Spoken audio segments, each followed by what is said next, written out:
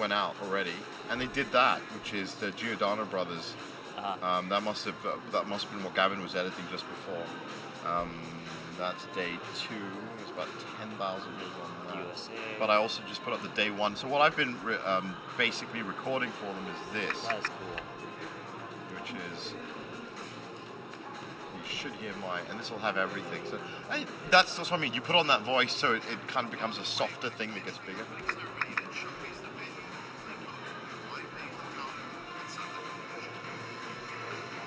It is amazing the way they put TV together.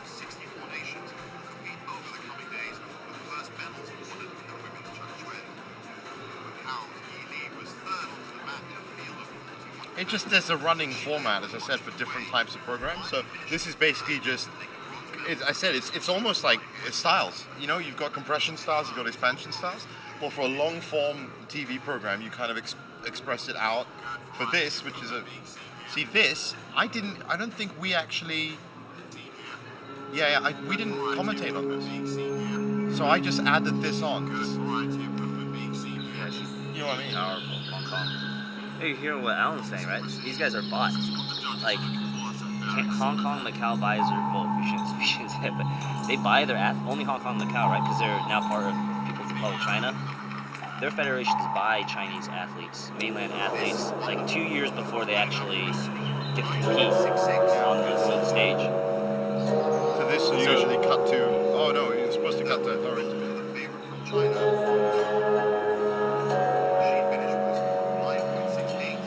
So it just jumps between all the key points that happen, and we can and that's what good international TV networks do very well. And so now you feel like you're not just a viewer, but you're actually at every point on. So I know how to make short form, I know how to make long form, and if you saw them in that kind of way, there's different styles within TV, and you always need this. So the average neutral person that is just doing their ironing or something can just get a really good idea within 1 minute 47 seconds, which is the routine of everything. This was the big fall.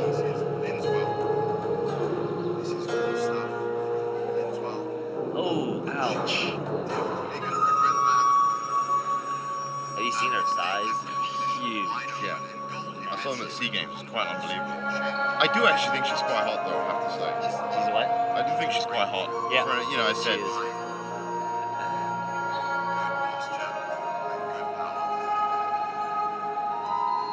These are day 1s. The day 2 ones we just did today will be out tomorrow.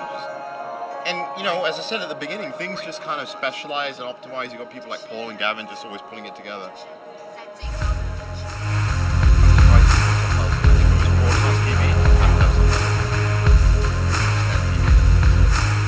But that's what I mean. You can make a kind of comparison to martial arts in a sense, except it's through your eyes and your mind, and how your mind and eyes work and process information. Which is essentially what I do as well. You just got to make sure that you set those walls up of the room so that anyone that watches goes, okay. But what I wanted to check out was what Mario was saying, because this is new for a broadcaster like me. Why don't we translate those? They probably ran out of time for this day 1.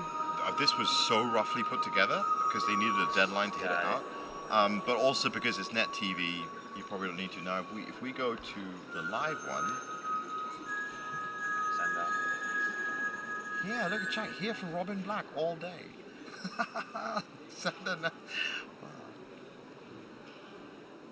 Why have we no starter from Germany? Yeah, that's the kind of comments that come in. People just wonder about. But of course, this is new, dude. When you're on TV and you're making a show, you just don't ever get this. You know what I mean? So maybe I will check this out. Of course, never during a commentary would you just go, oh, we just got a comment in that says, oh, you know, we're shit and we'll try to get better. But if there is something in there, I mean, if Jet Li, for example, commented on our Wushu stream and said, oh, wonderful, wonderful, I'd go, yeah, no, Jet Li just commented, if it's that big. Right. But if not... Thanks, buddy.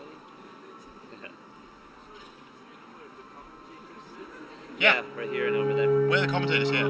Cosmin.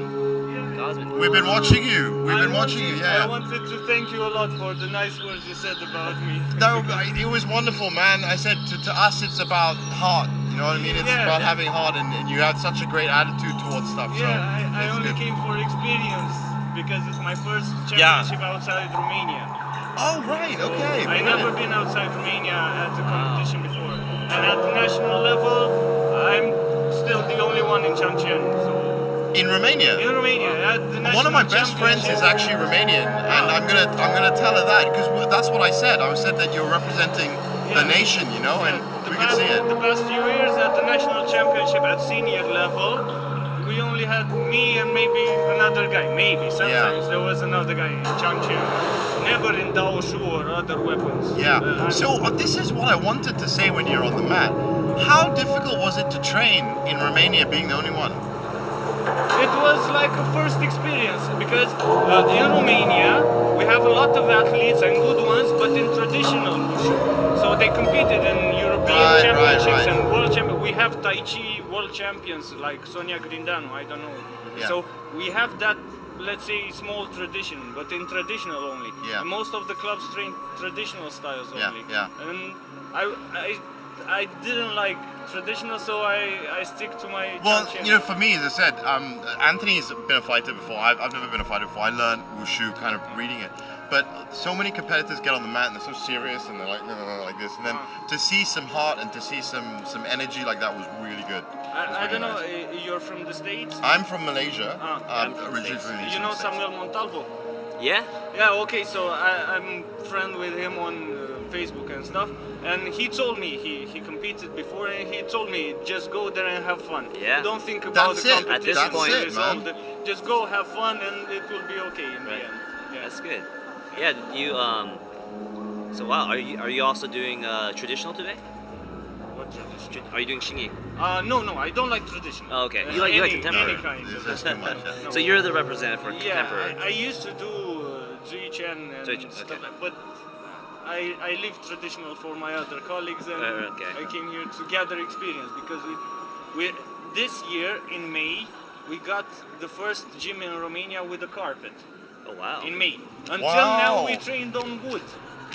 So Damn. and it's Damn. only one gym in the whole country with that has a mat, and it's not like this one. It's- Yeah, this is. it's I've heard a about little these mats. harder. He's a good. But this one is really good. Really nice. When I first warmed up here, I was like, whoa, I can jump on this. Oh.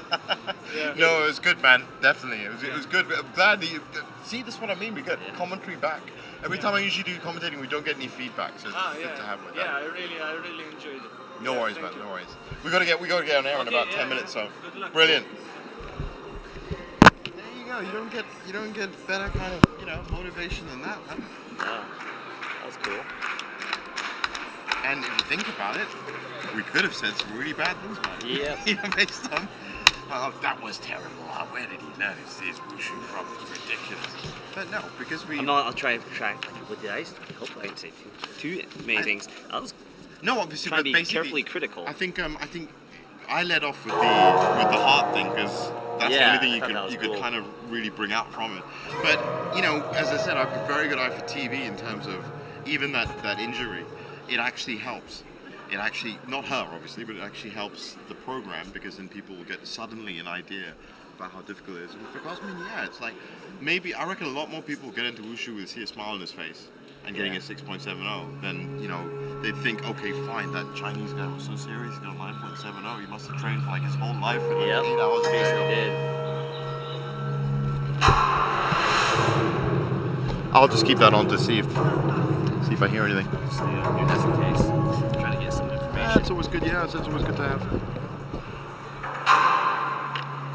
SGP.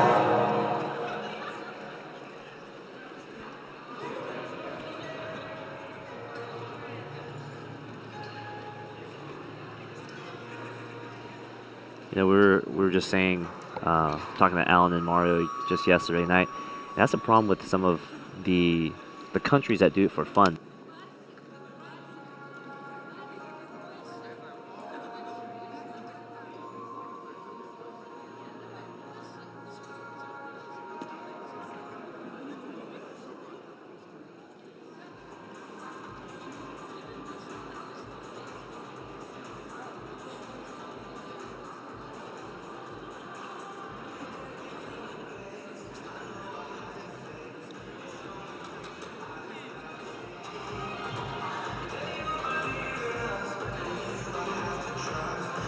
Что за гей гость разноцветных пластиков? Здравствуйте, говорим вам. Добрый день, давайте поаплодируем своим все-таки классно, что вы воскресным днем не отсыпаетесь, как занимаетесь домашним делами, приходите к нам.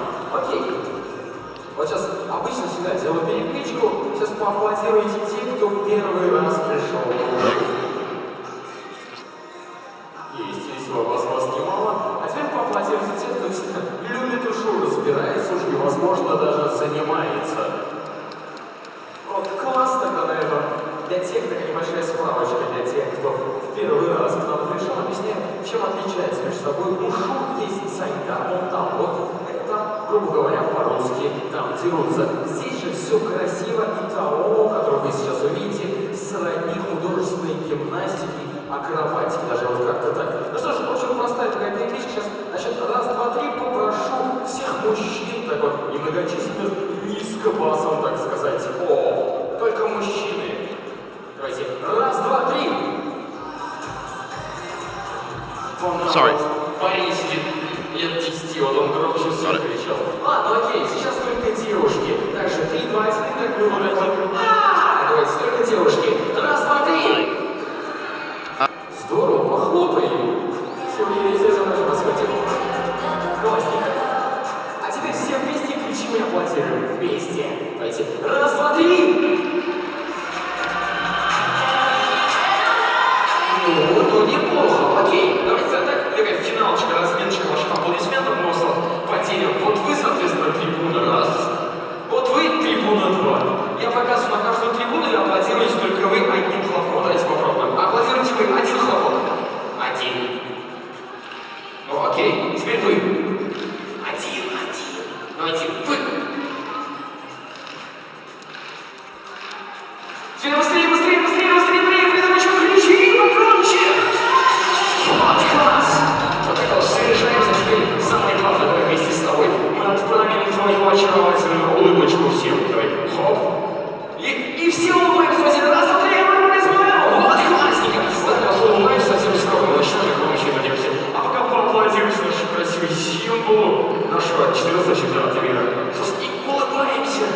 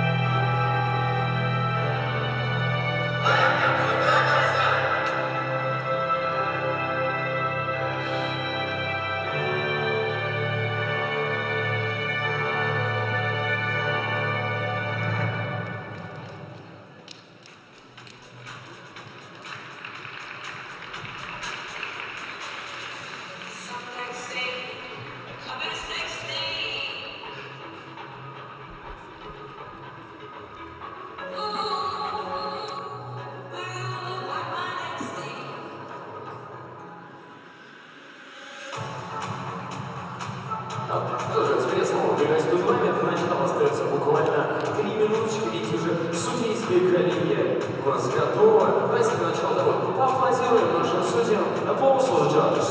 This is a pause for you guys. Окей, давайте так. Один простой вопрос, и как в детской игре вам всем вместе нужно ответить «да» или «нет». Считаете ли вы по праву, что Казань называют одним из самых гостеприимных городов России? Да или нет? Да, действительно, давайте сами себе. Окей, поаплодируйте казанцы. Есть? Неплохо. А те, кто специально приехал в город на наш чемпионат? О, у вас даже больше, класс! Но, тем не менее, я сделал обращение для наших спортсменов и для наших гостей, в том числе вы самим себе. Поэтому просьба, поднимите обе ручки наверх. Все. Обе ручки наверх. И теперь отрепетируем. Начинаем размахивать ими вот туда. То есть для вас это будет направо. Вот туда. Давайте. Туда. Все, класс. Опустили ручки. И чтобы всем было понятно и нашим приезжим гостям, и спортсменам, вы говорите фразу «Welcome to Kazan». То есть делать это вот так вот. Welcome to Kazan. Давайте попробуем покричать тут погромче, чтобы все слышали. Давайте. Раз, два, три. Нет, пока без рук. Просто репетируем. Давай, 3, 4. Welcome. Громче. Еще раз. Вы классные. А теперь уже с ручками подняли обе ручки наверх. Обе руки начинаем в ту сторону. И надо будет 4 раза вот это welcome сказать. Начинаем с правой стороны. 3, 4. Welcome. Громче. Welcome. Еще. И последний. И громче. Классненько. Все. А теперь мы это закрепим финальной волной. Давайте, окей. Вы меня видите? Поясали. Класс. Вы понимаете меня? Все, окей. На русском, на английском. На русском, кстати, давайте. Я считаю 3, 2, 1, вы встаете и мы отправим вот волну туда. И на этом мы скажем, поехали. Готовы? Так и не подведите очаровательную девушку, пожалуйста. Давайте. Раз, два, три, встаем и отправляйте волну туда. Стоп. Нет. Они не хороши. Они вас подвели, так вообще делать нельзя. Последний шанс мы вам даем. Давайте. Раз, два, три, встаем и все вместе отправляем волну.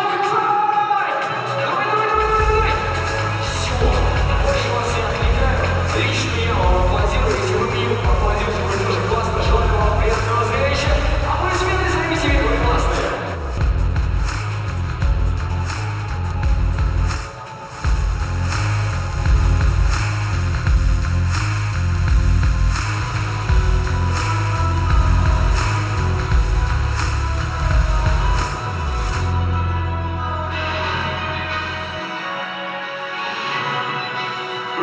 Welcome to the official live stream of the 14th World Wushu Championships from Kazan in Russia. This is day 3 of the pinnacle of Wushu competitions around the world. My name is Jeevan Selvanathan, and when I say we, of course, I've been watching the Taolu mat. Sitting next to me in the commentary box is former US national and international judge Anthony Chen. Anthony, we're here at the Kazan Gymnastics Center, and over the last 2 days we've seen some great Wushu. Today is going to be just as good, isn't it? That's correct. Today we're doing men's Jiansu and women's Tai Chi Chuan. And so far we've seen some of these competitors show off some 720s, some very difficult movements. So really exciting today. And there is, of course, another mat, as you just saw, for another 2 competitions, which is the women's Nangun and the men's Nanchuan. That's going to be watched by Mario Martinez and Alan Tang. You can, of course, catch that also on the official IWUF Wushu YouTube channel, where this is streaming itself. And while you're at it, of course, you want to find out more about the WWC itself, then you can get onto the official website, which is 14wwc.iwuf.org. The World Wushu Championships, as I said, the pinnacle of competition for Wushu, and in the previous 13 editions, well, of course, Beijing, KL, US, Baltimore, Rome, Hong Kong, Macau, Beijing, Toronto. And looking at the start list for the women's Nangun, that's going to be happening on the other mat. Jiang Xin-hee, of course, one of the medalists. Tatiana Evshina, obviously one of the medalists as well. And just 12 competitors there. Now, Jiangsu, of course, the straight sword, the double-edged straight sword blade, and I read that this was sometimes known as a gentleman of weapons. That was what it was called, one of the 4 big weapons of Wushu, right? That's correct. The focus of this weapon is precision and accuracy, being really flexible with the wrist, as opposed to the Dao, which we saw yesterday, was all about strength, hacking, slashing, and you'll see the same dynamic acrobatics that you see yesterday. Now, the Jianshu discipline, or the form itself, which as I said, which is going to be the competitors are going to try to express in their 1 minute 20 routines, has 4 sections, 34 movements. It will include the bow stance, empty, cross leg sit, but as you said, it's really about the wrist and keeping an active body and being flexible.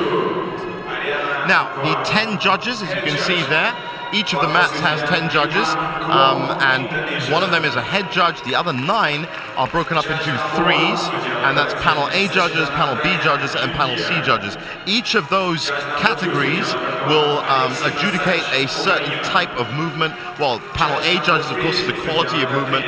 Panel B is the overall performance, and panel C is where you can score real points with the difficulty movements. Now, Anthony, you're a judge.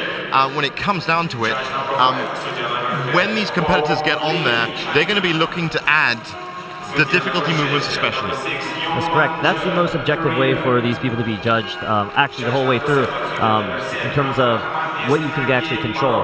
And these difficulty movements are marked by what we can all see as rotations, kicking height, as well as run-up steps. And it's important to keep that line and that precision, especially within Jianshu. Correct. And the A judges will be looking for quality of movement, and that's just more precise where the foot angle is, the hip height, the thigh level, as well as kicking height.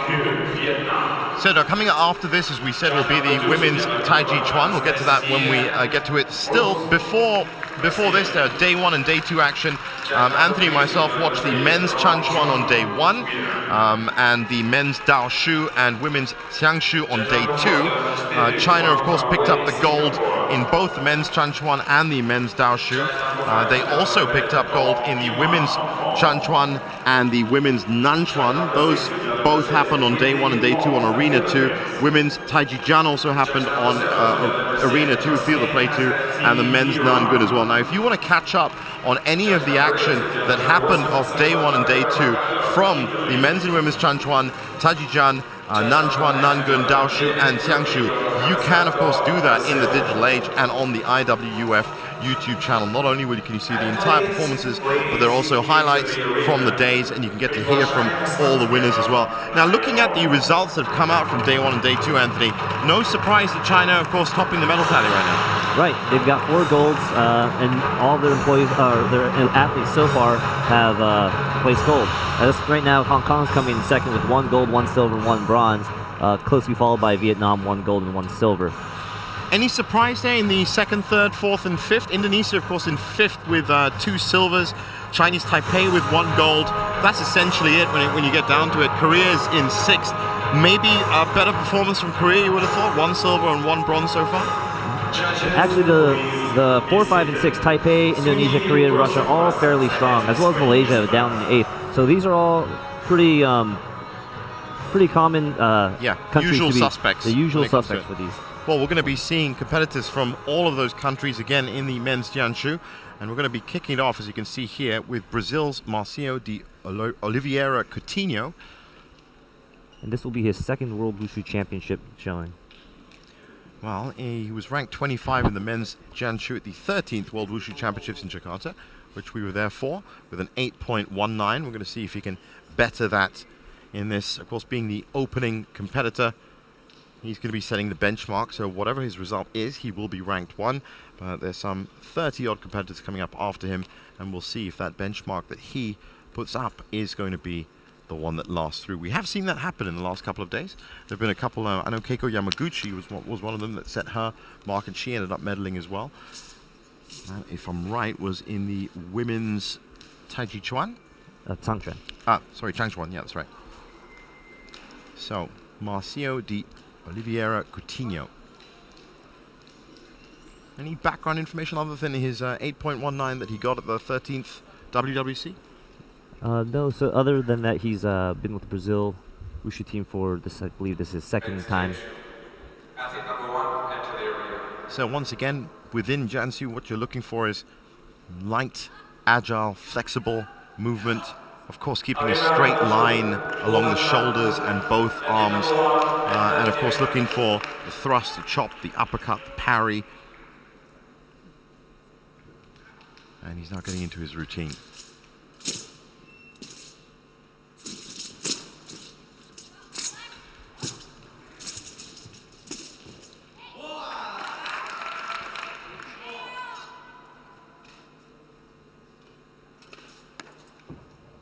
certainly good expression to kick it off.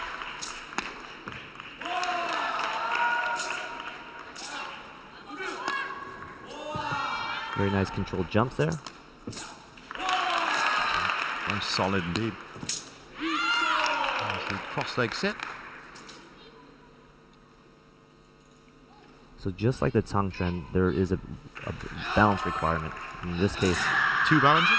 one balance. One balance. Mhm. And that was People can choose, like you saw, a one-leg balance. There's also the cross-leg balance, which you'll see more common.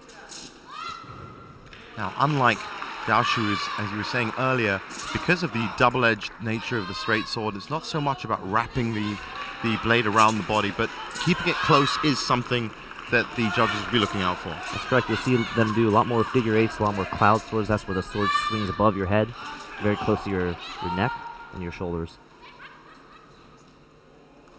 And there, the parries.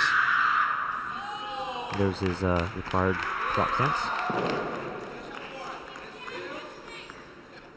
In that drop stance, you need to keep it low or keep it parallel.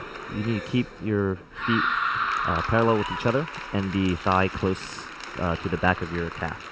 So that was one of the stances to round off his routine. As I said, as we look at the highlights of that. You can tell he's very controlled in his jumps. There's his balance. Again, they have to hold it for 2 seconds to complete that requirement. 2 seconds once you're into the balance, Once you're into the balance. So it really does test the body in different ways, but really every discipline in Wushu does that. And there are many ways to get into the balance. Sometimes people will go into it very slowly. Sometimes people will just go straight into it. That's really up to the athlete. So waiting for the first result of the day.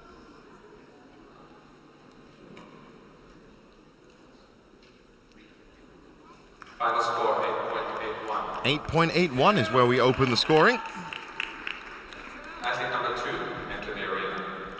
So next up, see if you can match that or better that, is Sam Mak from Great Britain.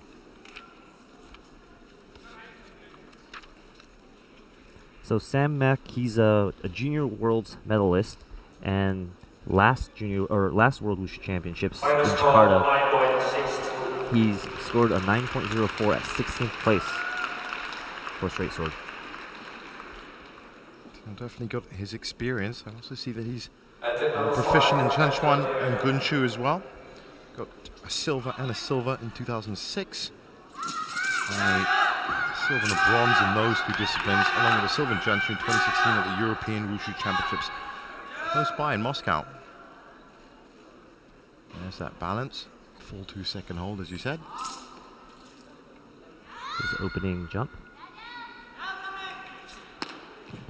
Up outside 540. Nicely done.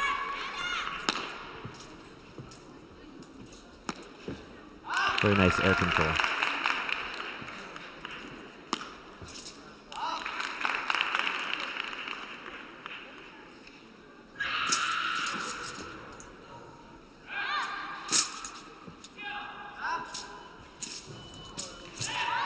And as you can see, Chanshu with that signature 2-finger, it's called the sword finger, in the other hand. A lot of people watching will have seen that, of course, in a lot of martial arts movies over the last 10, 15 years. Here, of course, used for a different, well, a little bit of trouble there into the cross-leg sit. We'll see how the judges score that. That was In that right in case, front of the judges, yeah. there's 2 ways they can go about that. They can count that as a shuffle or a body fall because he technically fell backwards into that sit. And the body fall would be be a a point greater lead. deduction. A Yeah. 0.3 deduction. Now, if There's you are balance. unfamiliar with the scoring in Wushu, every competitor that steps on the mat starts with a perfect 10, and then with each of the deductions, which can range from 0.01 to even full point deductions, they will be deducted as they go through. So, as you can imagine, a 9.7 or a 9.8 means that you put in a very good routine indeed. 9.24 is what Sam Mak has got. The judges were a little bit lenient. Yeah. Give him a 70 deduction. Each of these deductions, of course, has codes. Anthony, with his experience of being an international judge, can read those codes. So it is very open. Now we have Brian Wang from USA, originally from Illinois. He now resides in California. Part of Team US. We have seen him in action already in the opening 2 days. Final score, But this is his event. This is his favorite event.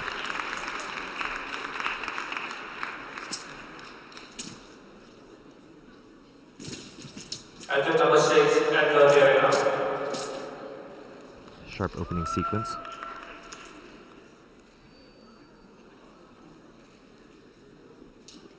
There's the first of the Jump jumps. outside 540.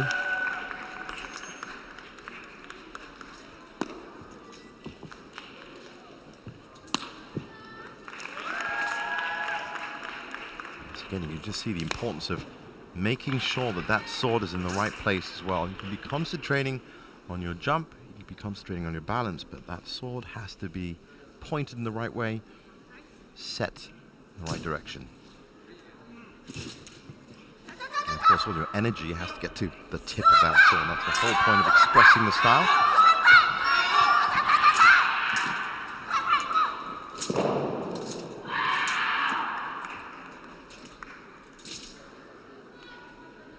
There's the drop stance and the thrust before that.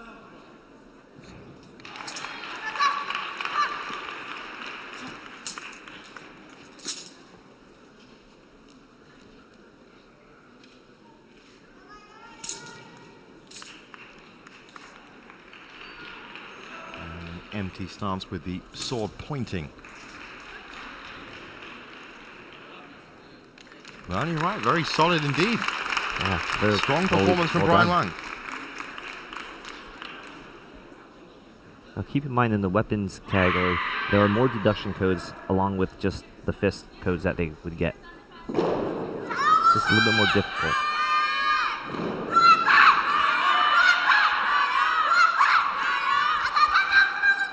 Look at some of the highlights from Brian's form. 9.37 means that Brian has, in fact, put himself in #1 position as of now. Looks like he had one deduction code with a horse stance. Not low enough, not parallel enough. Could be below the horizontal level, or could be his legs were a little further out, or his chest was too far forward. So this is Chi Kwan Song from Macau.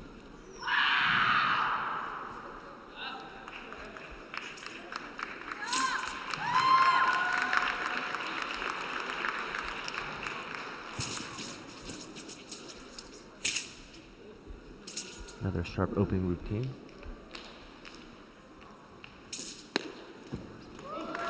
Very nice 720. Jump outside.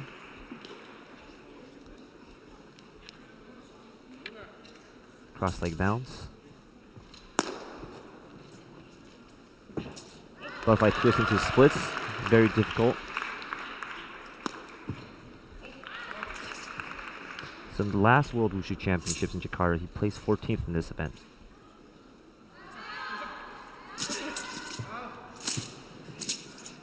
Well, there is that explosive energy that needs to radiate from your body. You need to be at one with the style.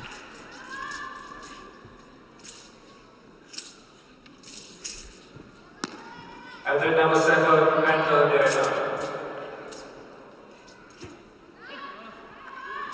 Now the combination of his difficult jumps was well put into all of his sections so far. You see, as opposed to the last competitors who put all their difficult movements in the front. Yeah. So the judges favor when you make it part of your routine. And So that's what he's going for. Yeah.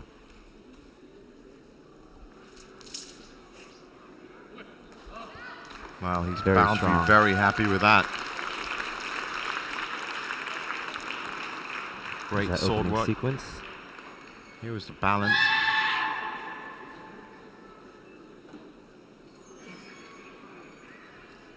A little catch of the sword just as he came off the balance and then into the lateral twist.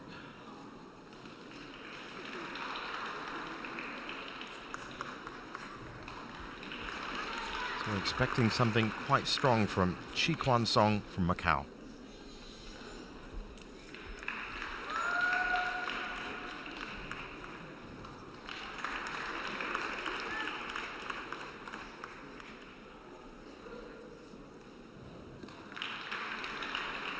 As you can just see at the top of your screen, competition already underway on Arena 2. That is the women's Nangun. As we said earlier, being watched by Mario Martinez and Alan Tang. And there'll be winners and medal ceremonies for all of the disciplines from today coming up after the competitions a little bit later on. The judges taking a little bit longer this time to come up with a run. 9.38 means that by 0.1 he has just taken the lead from Brian Wang. Brings up an interesting point there, Anthony. Is there a specific time limit to adjudication? Are the judges, do they have a time limit when it comes to adjudication? We've seen sometimes they're very quick to come out with the results, sometimes they do deliberate a little bit longer. Yeah, there's no time requirement. Sometimes there are technical difficulties. As you can see, the judges have a computer right in front of them, and this is a proprietary judging score system just for Wushu, and so sometimes there can be a little bit, have some technical difficulties. Here's John Tang of Netherlands. Netherlands, yeah. And he just competed and represented Netherlands at the Universiade in Taipei just this August. Well, that's his first jump. Jump outside. Looks like he might have missed his slap.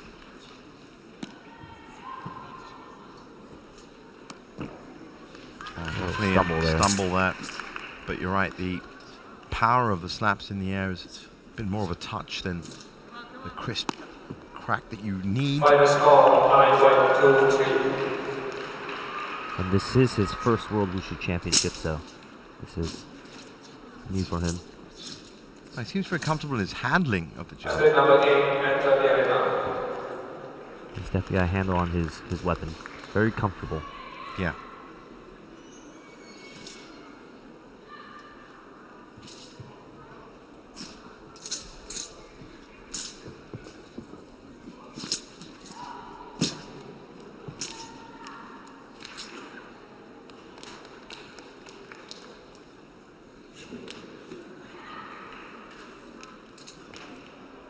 Possibly a little bit weak in the air, but definitely on the ground. Seems to have some good power there. Right, and you need both of them to have a good score. The A portion looks like he'll do well in, and his B will count a little bit with his C, which is his athleticism in the air.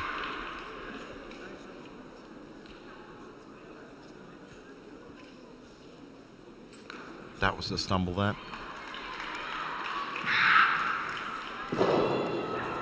And again, you could just see in his landing that unlike Long Fist, when you land, your sword must be in exactly the right position.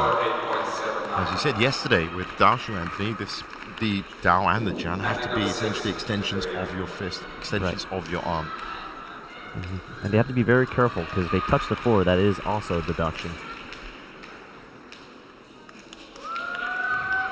Now from Egypt, we have Ahmed Hassan Abdel Salam, that's right. Also see him. We also saw him on the opening day. Men's Chanchuan.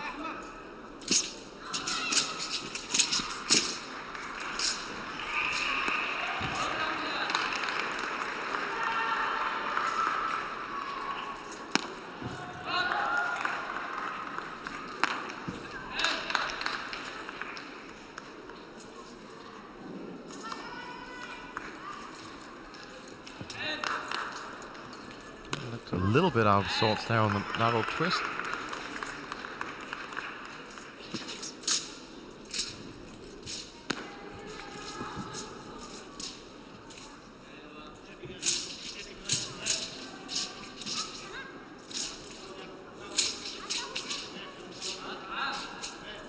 You can see his style is a little aggressive. Yeah, I was just about to very, say. very similar to Broadsword. A lot of speed, a lot of power. But as we said yesterday with the Daoshu, that power has to be controlled and it has to be It's elegantly executed in a sense. There's the drop, the parries.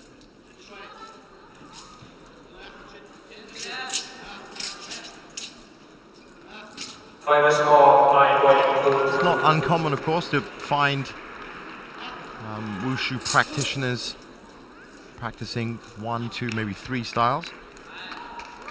That's correct. They usually do about 3. Most of these athletes are allowed to do 4.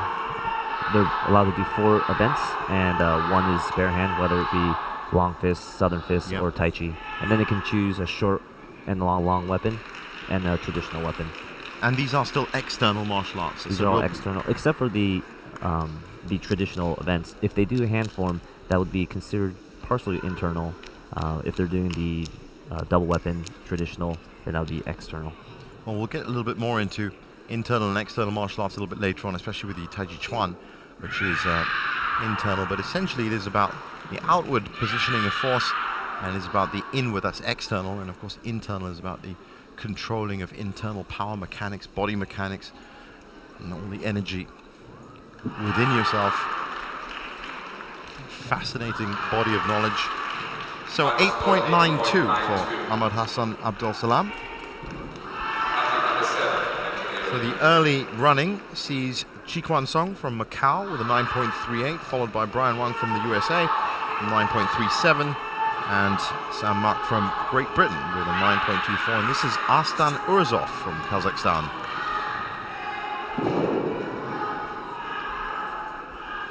Kazakhstan does have a rich history of wushu, not just on the wushu mats, but also on the Leitai for Sanda.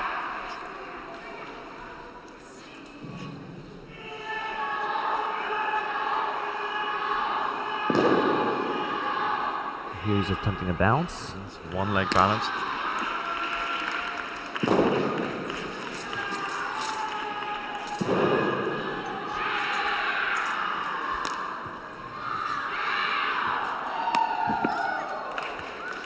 Very nice.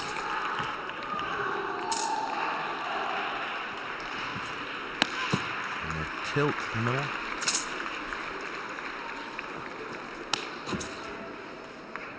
Even when these athletes perform their difficult movements, they're allowed to do different rotational 360, 5-4 is what we've seen so far. If they repeat a 360 or a 5-4 or a 720, they have to execute with different connecting movements, whether it be a horse stance or splits. Right, or else it's not counted. Right. Yeah.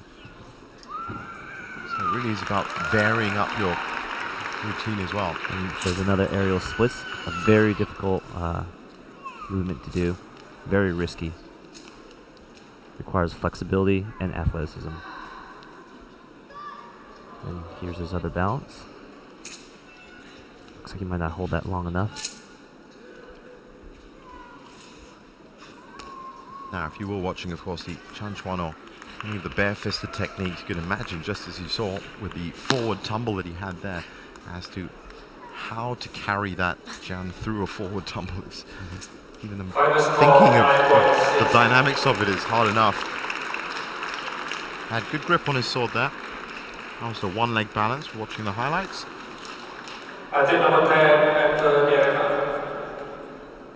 Kicking height looks a little bit low, but we'll see what the judges say.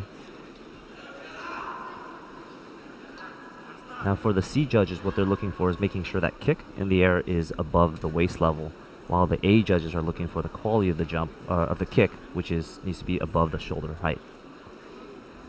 8.74, and he looks a little bit questioning to that score. I think he was expecting a bit more from that. It looks like you got a deduction for a shuffle sway for the horse stance, and a 77 for the time limit on that balance. Well, that's the thing, all of those deductions are up on the big board. Here's Switzerland's Flavio Campanile. Up next on the mat. And just as he starts, I will just remind you that the Sanda competition is now well underway as well. It's happening in the evenings here in Russia. You can find the highlights and live feeds on the IWUF YouTube channel.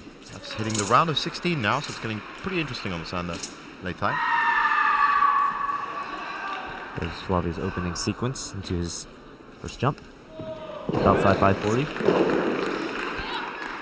Now this is Flavio's second World Wushu Championships. Last time he performed, Jen Suji scored at 8.78, 21st place. Let's see if he's able to improve his ranking here.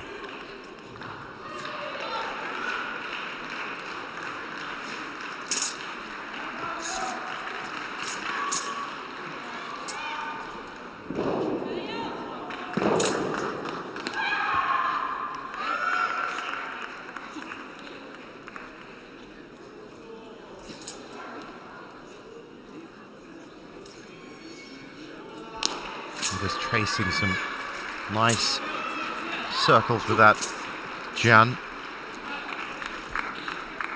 And it's important really to just cut into those. And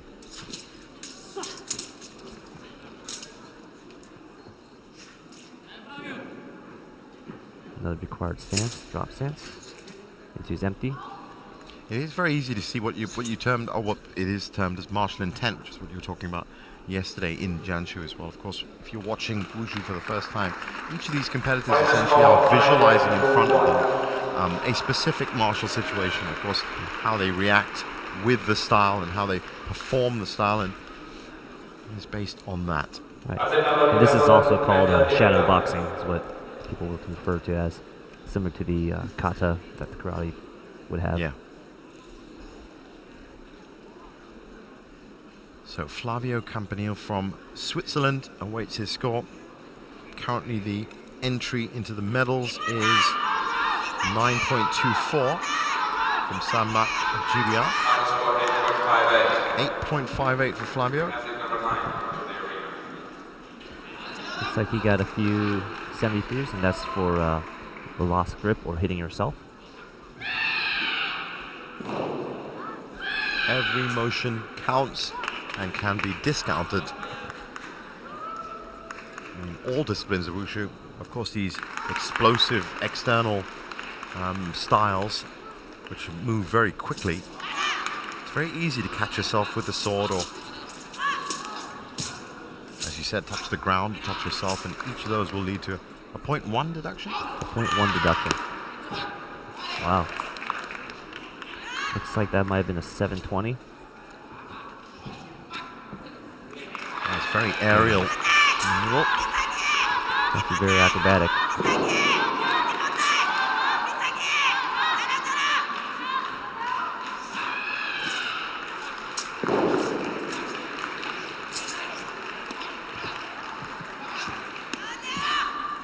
Oh, that was a little bit of a stumble, not enough on the, I think he was going for the cross leg sit. Yep. So I just popped out, or just couldn't bobbled up. get in. That movement itself actually does require a lot of flexibility. Most Southern athletes have a difficult time doing that movement.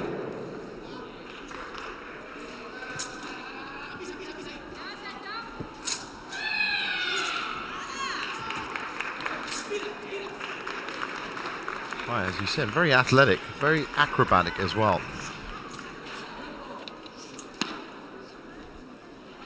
Dan Rio Rodriguez from Spain.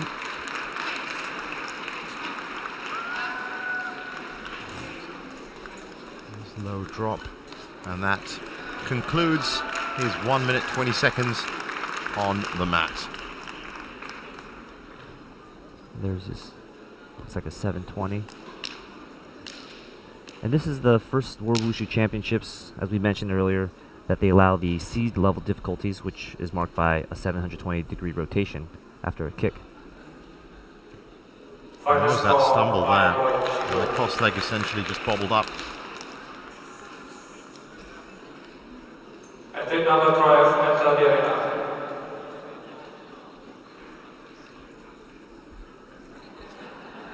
So it's also about choreography, it's also about the overall performance, where you place the requirements for the style, and of course transitioning fluidly within the sequence. And don't forget, hours of training, weeks of training, years of learning, all for 1 minute 20 seconds at a time. 8.47 is the score for Dan Rio Rodriguez from Spain. And up next, one of the favorites, Wang Song Wong from Malaysia.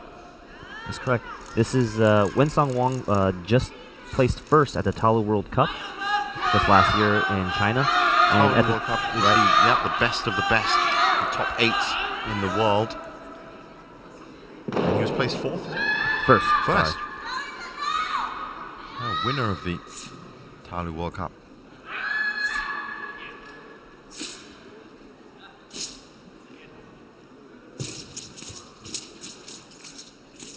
Statement of intent in that opening sequence. 720 jump outside right there. Jump inside splits, lots of airtime.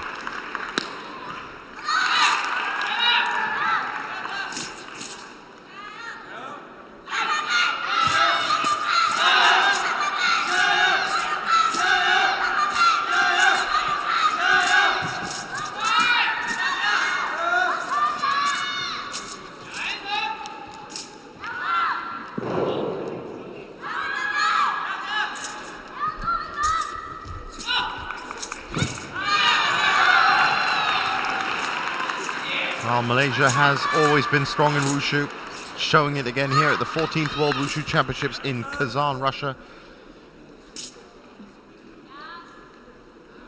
There's the cross-leg balance.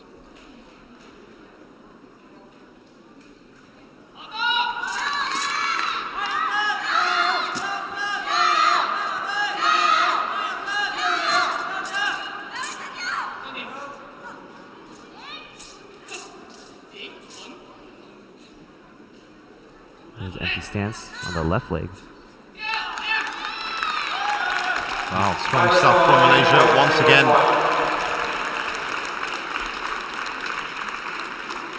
As we said, strong competitors always. That was just a replay of his 720 jump outside. And here's his other jumping sequences. Historically, Malaysia in the top 10 of the countries that have won the most medals. China, of course, on top with 175. With the 4 they've already got this in this edition. Like I said, 179 in total and 163 goals that they've picked up in the previous Wushu Championships. Iran, funnily enough, the second most successful nation at the World Wushu Championships. Way behind China, 35 goals and 74 in total. Malaysia in 8th currently, 17 goals, 23 silver, 34 bronze, with 74 in total. And this is, of course, over the previous World Wushu Championships. Not the current tally, but a 9.64 means they might just be in the running here for another medal to add to that grand tally. Now, looking at his deductions for the 9.64, He has none. absolutely none. Next we have Sean Sumida of Brazil. And he's a national champion in Brazil for the Jiansu and Changsu combination.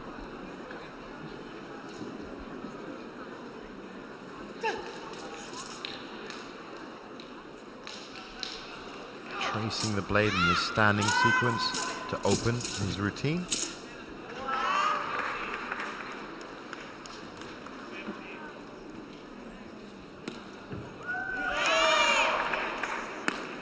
First jump, second jump.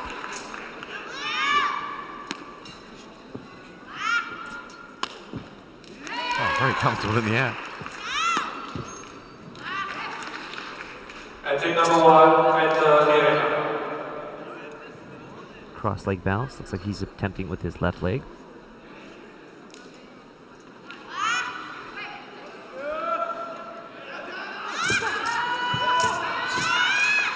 And then that explosion of power into the thrust.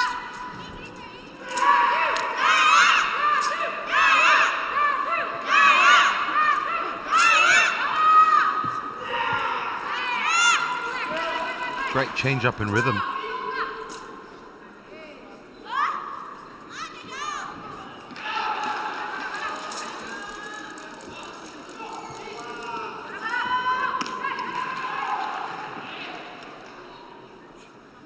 A little bit rushed on the arms there in the middle of that sequence.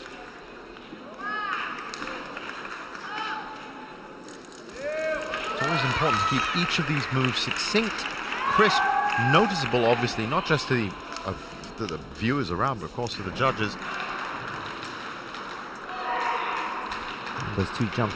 Legs might be a little bit too short, a little too low. So he will get the full points for C, but he may lose a little bit for the A.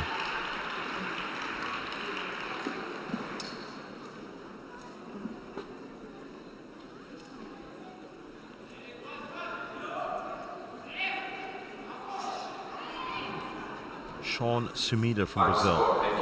8.59 is what he records. And that's going to rank him in 9th at the moment. Now, up next, this is going to get a real cheer from the crowds as Pavel Muratov from Russia, and there you go, is not only one of the Russian competitors, but has already picked up a medal with a fantastic bronze medal in the men's Chunchuan on day 1. We were here to watch that. Can he back it up with a second medal? He might. This is one of his strongest events as well. He placed a second at the first Talo World Cup.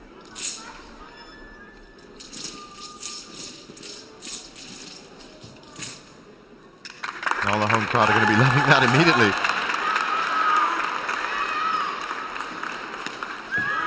Very nice jump outside 540.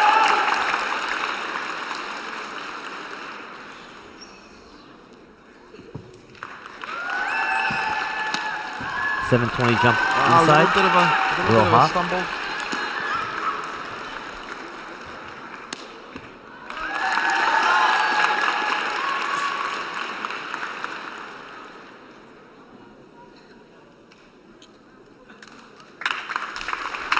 And the home crowd just cheering on every single movement from the Russian athlete Pavel Muratov. You can hear the crowd very excited. Just really getting into it. I bet it's kind of nerve-wracking. At the hometown. Yeah. Just cheering for you. It's actually one of the things I wanted to ask you, which I will ask you immediately after we close out Pavel's routine, is exactly about that. It's about dealing with these external factors. And there he is, closed out. Now while we wait for that, as Anthony, you've been on these mats, you know, how do you isolate yourself and from these external factors of crowds cheering and just a general atmosphere in the auditorium? You know, Jeevan, I think that all comes from training. When you're training and then you go up, you always practice, nothing else matters. You may hear your coach, but you're focused on your routine over and over. These athletes, they compete this routine hundreds of times. Yeah. But especially when they do the Nandu, the jumps, that's when it's most crucial to stay focused. Yeah. We saw yesterday there was an injury to one of the women's competitors. Matilda is that from Italy. And she took her mind off her jump, of course, and landed a bit of an unfortunate knee injury. Now Pavel looking at the scoreboard, 9.25. Based on his expression, probably thinks he could have done a bit better, but looks like he's looking at his deductions. He missed the 720 jump inside landing. He got a 70 for that stumble forward and a 51, which is that horse stance. So all tied to that one stumble. So he's currently in 4th place, which is still very good. Just outside of the medals. Medals currently 9.37.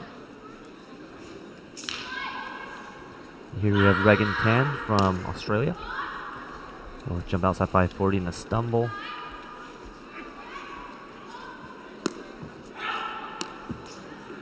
Regan Tan was ranked first with an 8.90 in Jiangsu in the Australian National Wushu Championships 2 years ago in 2015. In 27th place with a 7.87 score in Jiangsu at the 13th World Wushu Championships in Jakarta.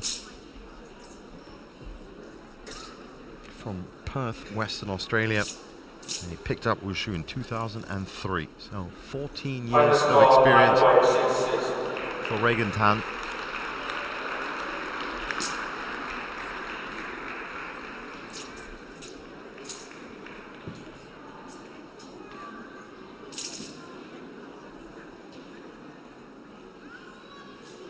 Good controlled movements. Maybe a little lacking in pace. when compared to some of the other athletes we've seen so far. His rhythm is not as distinct, but you're right, his solo looks can be a little crisp.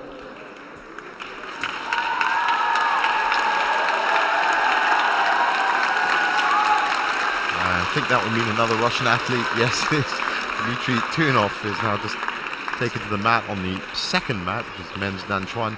As I said before, Mario Martinez and Alan Tang watching that. You can catch up on that performance on the IWF YouTube channel.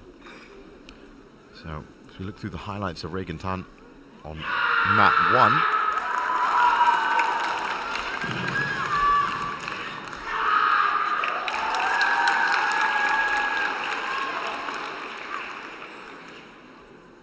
Good line, good form. Possibly lacking in a little bit of that crispness, as you were saying.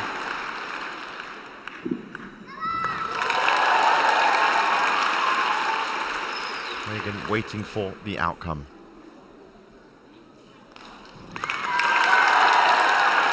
.748 in the end. It's not going to get him in medal contention. But the bar has already been set quite high. Wen Song Wong from Malaysia with a 9.64, currently leading the pack.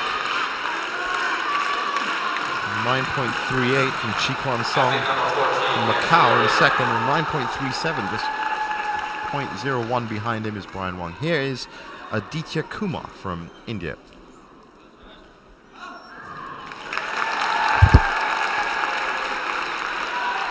Aditya choosing to enter the mat from the side.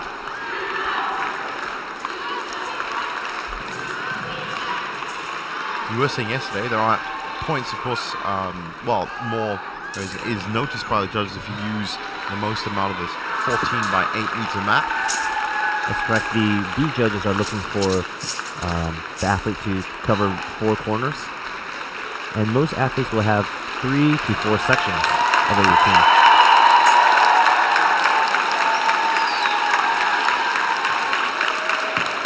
Now, the other thing, of course, you did point out yesterday was that by doing that, of course, changing your direction, your vector, is very difficult to do. Yeah, especially with a lot of movements going one direction and then switching it out to another. Requires a lot of dexterity. I think he had a double attempt at that cross-leg balance just now. His foot did touch the floor as well, so that's an extra movement in there, which... And the athletes are only allowed to perform that once. Once you fail the balance, there's no point doing it again. Yeah.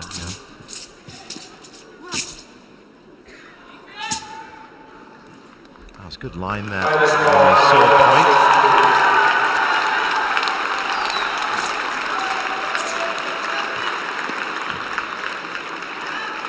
Jump into the cross leg sit.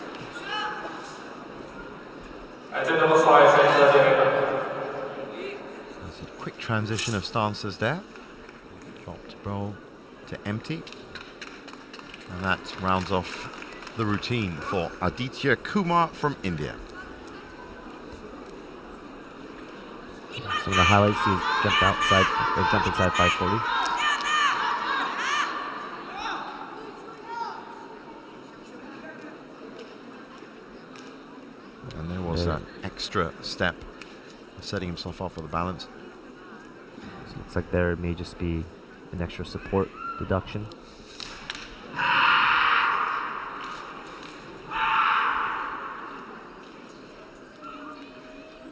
So Aditya Kumar is wondering if he's going to be able to better a 9.37, which is where the bronze medal level is at right now.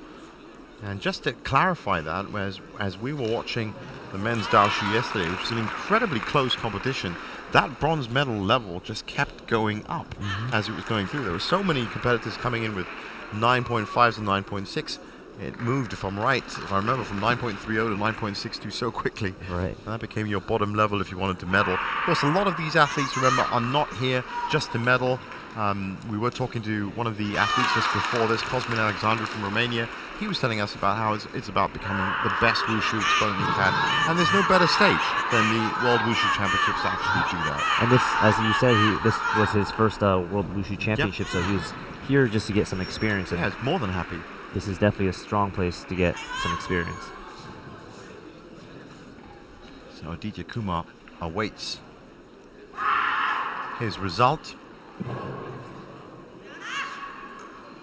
I'm assuming that this is the time in an athlete's mind where you're going to be thinking about those mistakes. 8.54 in the end.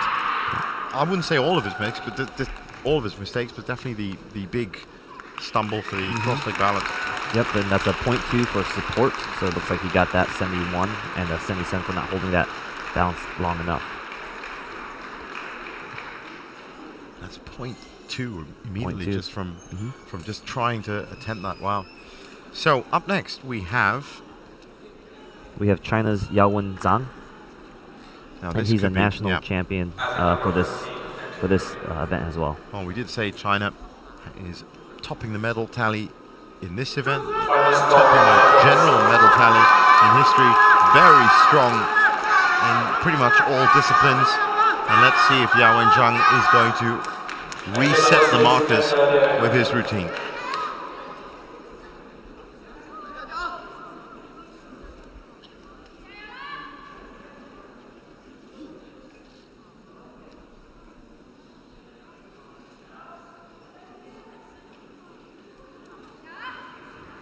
Very dramatic start. Yeah, it's almost a Tai Chi rhythm.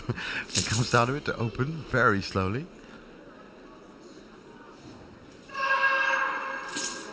But this is what we've seen from Chinese athletes when they get on the mat. They have this ability to control their rhythm, almost like different gears, shifting up different gears during the routine. It's a very neat weapon switch.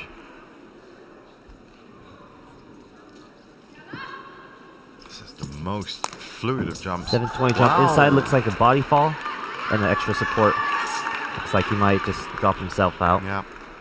Well, you were just saying yesterday how difficult it is to hold that split landing. especially after a 720.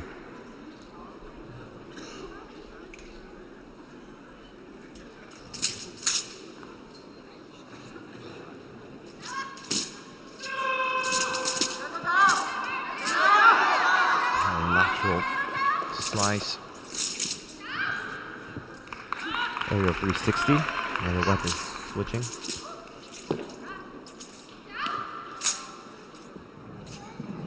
Weapon toss. Also very difficult movement. Very nicely. That move is very risky.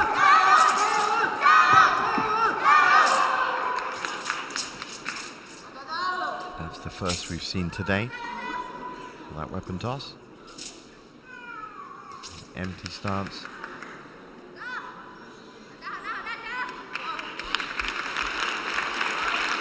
Well, definitely going to be thinking about that split landing. That was probably the biggest and most significant deduction that would come from it. And there it is again. It is.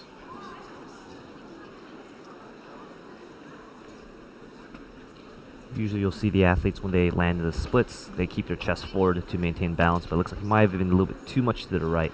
Yeah. Pulled himself forward too much. He literally could do nothing about that body fall after that. Because his body's at full extension, so Yaowen Zhang from China, that might just cost him with 9.64 being level. I think we can take it for granted that as a Chinese athlete he would have been aiming for the medals for sure. Right, these athletes start at 6. 8.45. Looks like the body fall right there, and just his jumps are fall in sequences. The landing and the next jumps. With 61. And the 61 is a very common mistake for Tristar athletes, and that's when the finger touches the blade of the weapon. So, up next, Zhe Xuan Etienne Lee from Singapore. Singapore have been putting in a good performance so far at the 14th WWC.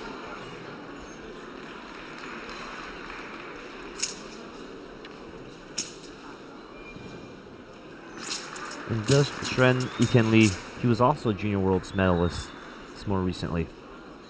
Jump outside 540.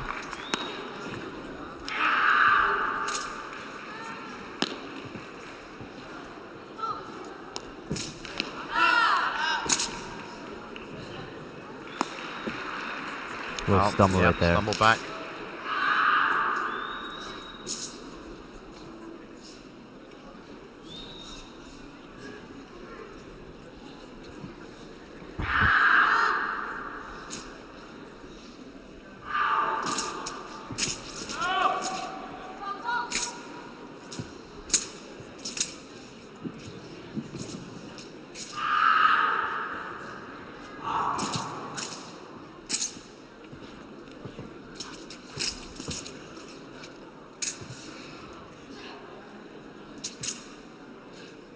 And you can hear when, of course, the power is transitioning straight into the blade.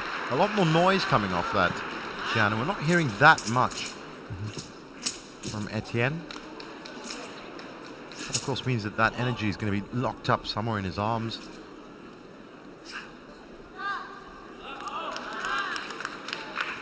Got through his routine pretty much as he wanted to, but shaking his head a little, probably that power transition.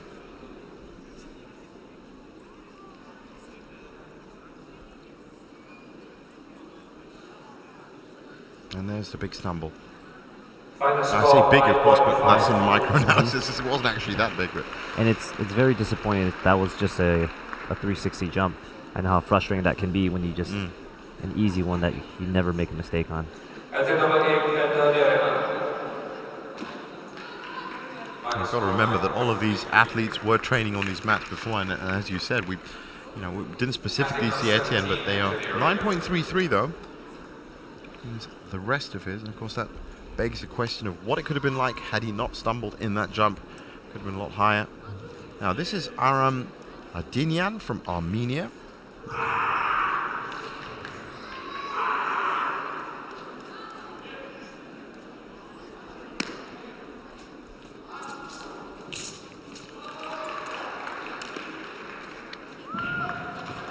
Jump outside 360. Kick a little bit low. Aram got himself 16th place in the 12th World Wushu Championships. Second place in Jiangsu in the Kafkas Cup in 2010.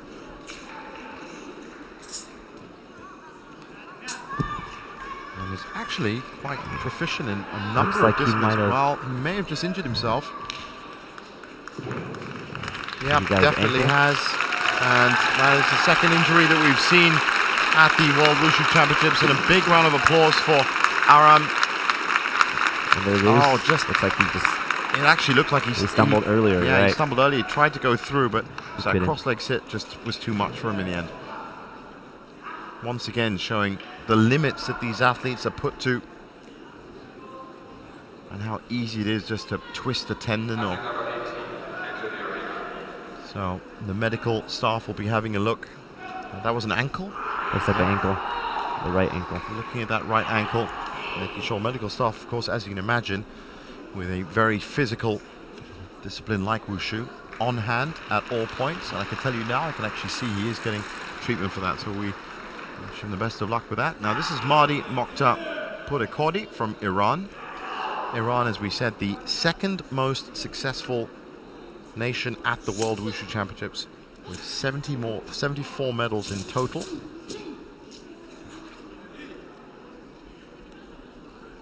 That's ahead of Vietnam, Hong Kong, and Russia.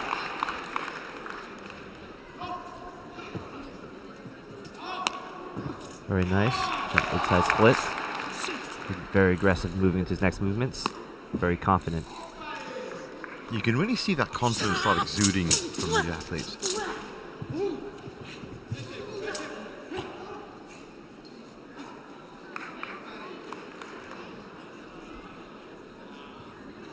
It's a very low stance. That was his drop stance. It might have been counted against A him. bit too low. In terms of his thigh needs to be in contact with his calf.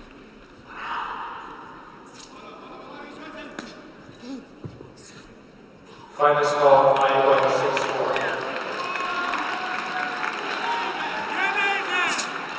Coiled up nicely into the cross-leg sit there. Here's the cross-leg balance.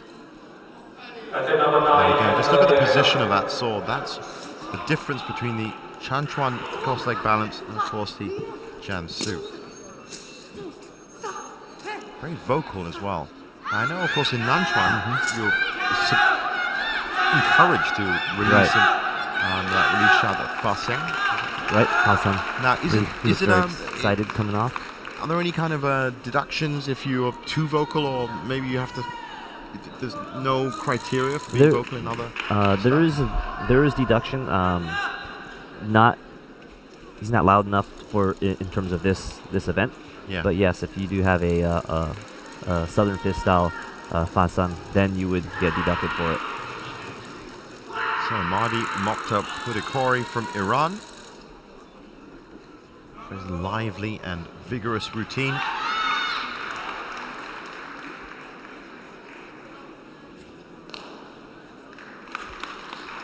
A 9.43. Now that will be good enough. Looks like he scored all his difficulties with a 1 deduction, 61, for touching his sword. And that's actually going to put him in the silver medal position. So Iran looking to add another medal to that tally I was just telling you about. And that, of course, means that the bronze medal has just moved up by 0.1 to 9.38. If I'm right, yes, from Chiquan Song from Macau. And this now is Juan Carlos Gomez Perez from Mexico.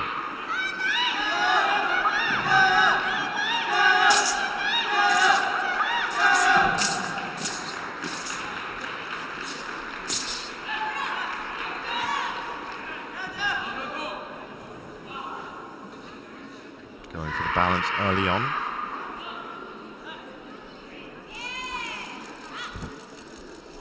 Placed third at in Jiangsu at the 11th Pan American Wushu Championships in 2016 with an 8.97.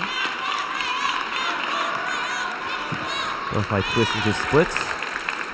Splits looks a little bit off angle. The judge is looking for a straight line from the left first leg to the back leg.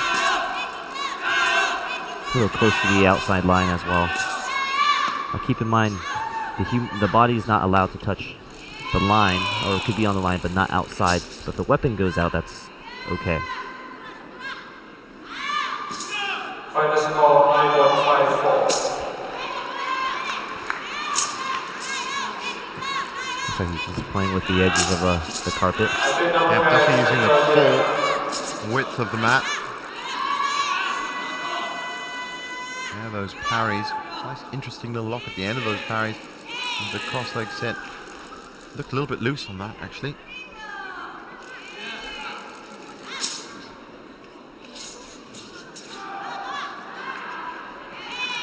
And he's definitely dragging his feet a tiny bit right at the end of his routine. I'm assuming that at the end of your routine, of course, you know, there's such micro power that's going through your body that it's easier to kind of feel fatigue at the end of it. Yeah, and you'll see and that's where it matters the most, is the closing movement, is what most people do as an empty stance. And some people can move out of it fairly well, fit it into the rhythm, but you can tell if you're struggling and laboring out of it. Juan Carlos Gomez Perez from Mexico.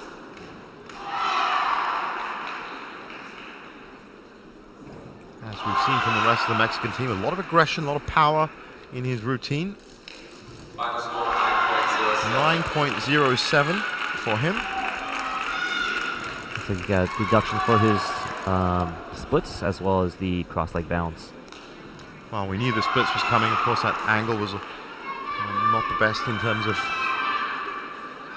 straightness. Now this, Mohammed Bangura. No, sorry, to stand corrected, Anjul Namdir from India is who we're watching right now.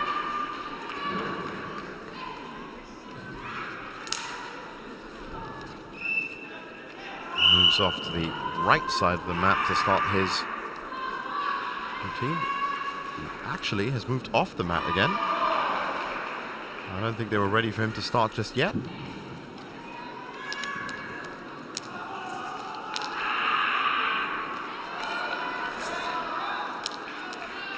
Is that something you see very often?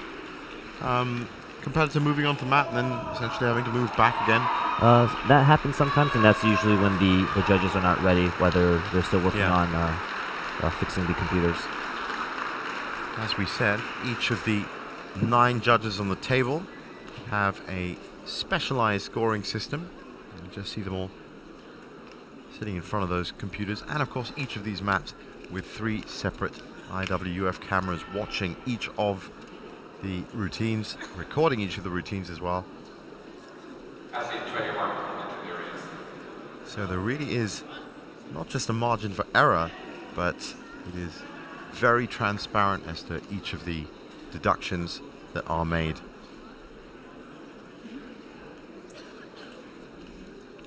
Angel Namdeo got himself a gold at the BRICS Games in 2017, bronze in the South Asian Games in 2016. That was Chanchuan and Changshu. Gold medal in the 2017 BRICS Games. According to him, his best experience. Looking, he said, to become champion in the Asian Games in 2018. So this will be a great experience for him. Jump outside 540. Very nice.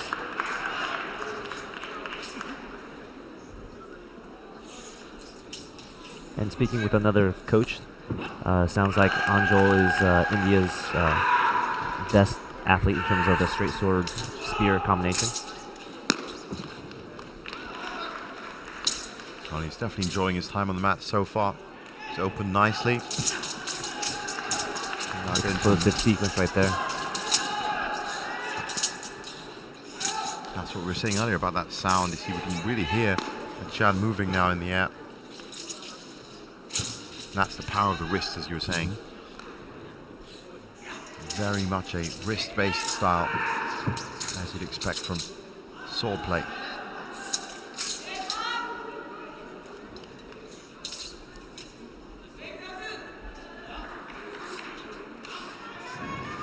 Wide sweeping parries.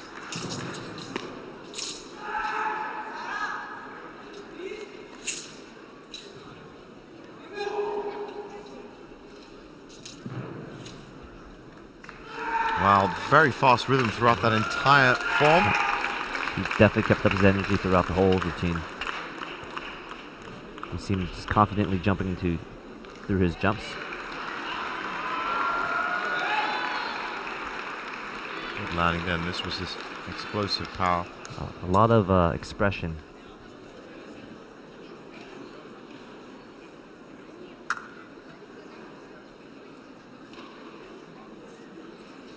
Wow, 9.30 from Angel. So he had 2 deductions for both his stances, the empty and the drop stance. Drop stance probably a bit too high.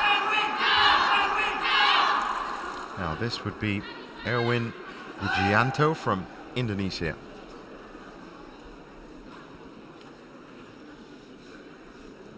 And this is his first event today.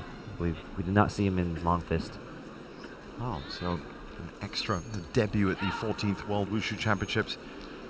Has all that extra pressure in a sense, but of course, as you said, with all the training that has been done, this is the final piece of the puzzle. Good opening jump. Inside 540. Outside 540.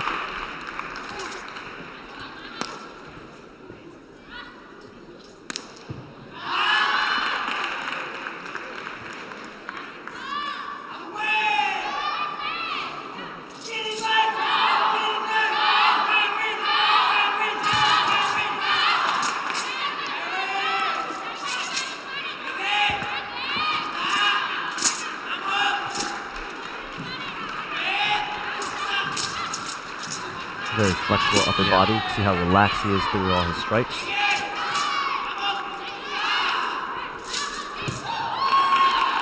Very nice clarifying through that combination.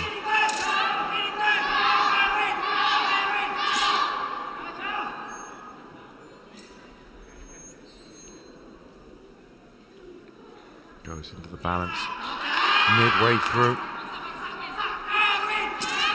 And comes out of it. Wide open extended body. Final score 6.72.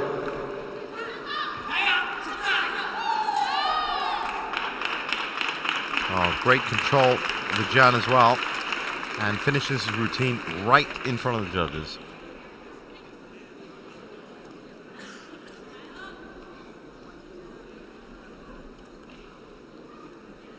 Very confident in the air, as you said. Erwin Wijayanto. Indonesia with a very strong wushu following, and of course federation as well. 9.49, and that reflected in his result. If I'm right, that should, yes, get him into second position and silver. So 9.64 still leading the way from Wen Song Wong from Malaysia, 9.49 from Indonesia now as second. And now we have Wai Kin Yip from Malaysia. Now we've seen Wai Kin Yip already with a very strong performance. Yeah, very close. 0.01 away from third place. He's right behind Pavel Militov. And he's just ousted by Pavel. So he's going to be looking to pick that up here.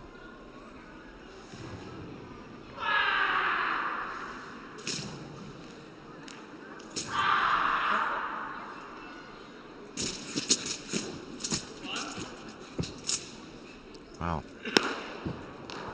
That was great, yeah. Pacey, lively, active. Nice 540. Great control of the weapon.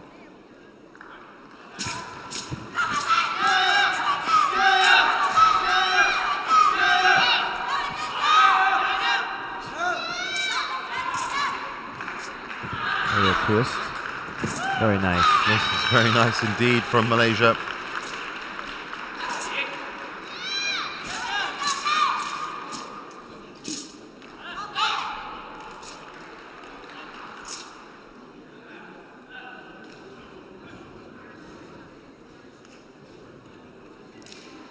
Well, strong in all points so far.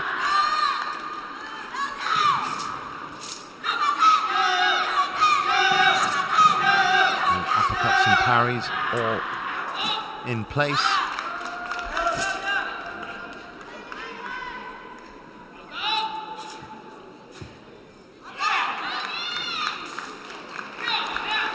Well, closes out his routine just as confidently as he started it. Strong stuff from Malaysia and Wai Kin Yip. In these highlights, you can see how comfortable he is in the air. And the speed as well.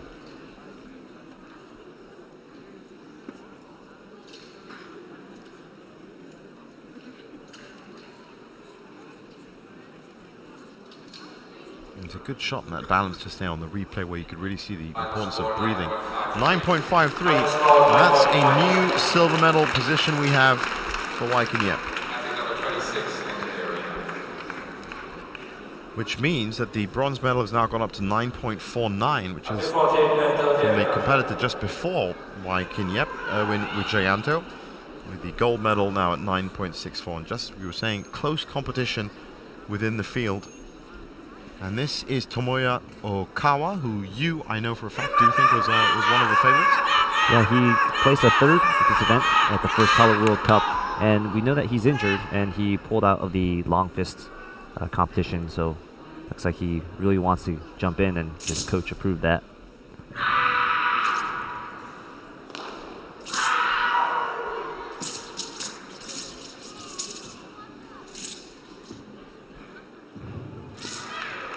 And we can really hear the power in that, in those thrusts. And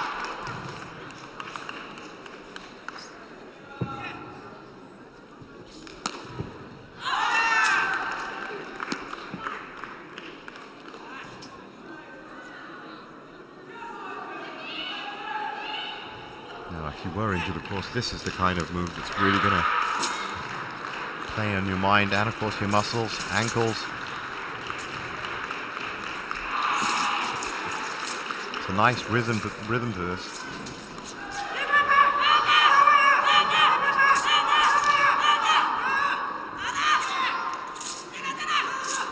Nice direction change right there. Very flexible with his wrists. Really showing off that power in the wrist as well. He's got very nice rhythm.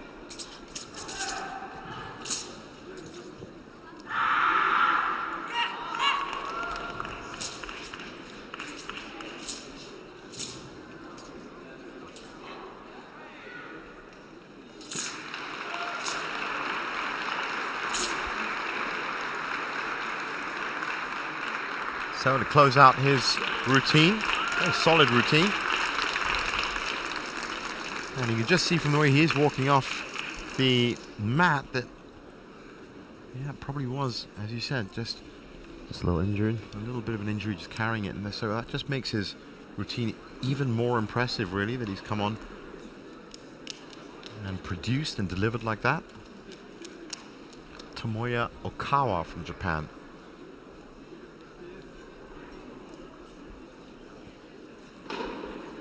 No, I have to say, this is a very strong run of competitors that we've had just in the last 9.44 there. Let's put him just in shy of fourth. third. Yep. Yeah. And we've got another strong competitor coming up right now, and this is Ha-Sung Lee from Korea. And he was just in the men's Tangchen, the highest scoring of his Korean teammates, with 9.51. We'll see if he can top that score in this event.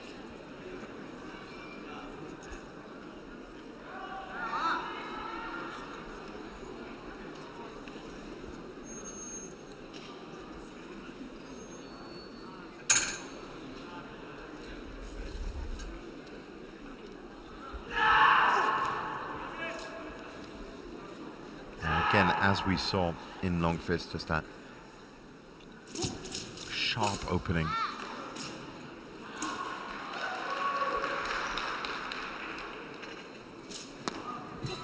Jump outside 540. Jump front to sitting stance.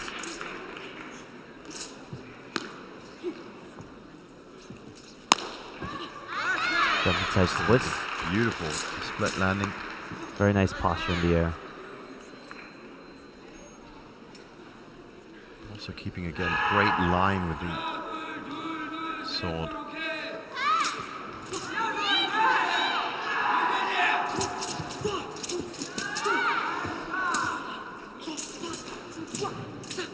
Also very aggressive with a straight sword.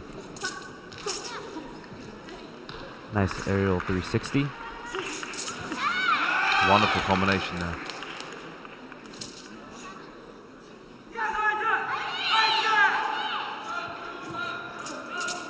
Well, Ha-Sung Lee delivering a very strong performance. Wow. Yeah.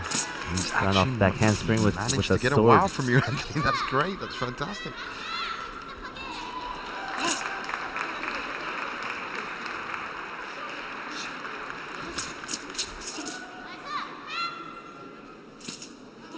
Full control of his body, full control of the start.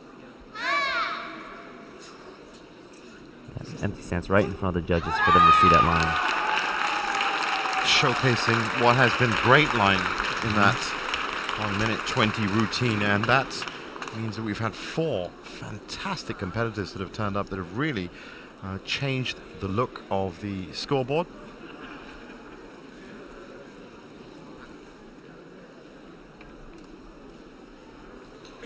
Still that 9.64 from Weng Son Wong that is leading everything. Final score 9.60. And a 9.60 from Ha-Sung Lee is going to put him in second spot. Athlete number 28. Legendary.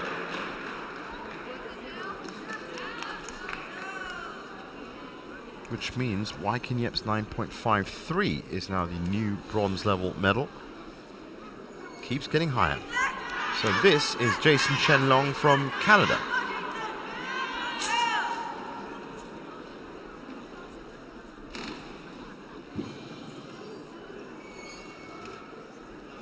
And just talking with Eugene Moy, USA team coach. He looks like he just was in Cirque du Soleil in Ka, so coming back into the competition, leaving the show industry.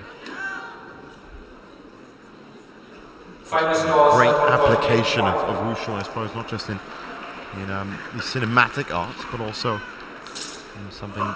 It's just a great athleticism, I suppose.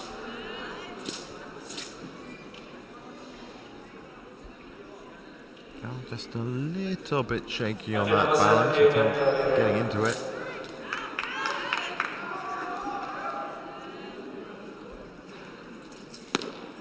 Chip outside 540. Oh, just Looks like roll his back toes on the just heels, came yeah.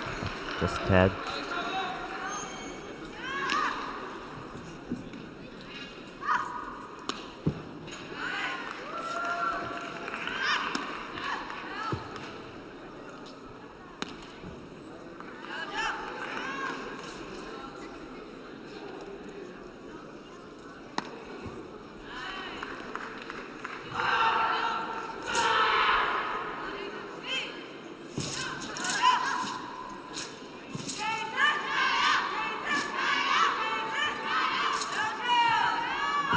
Aerial 360.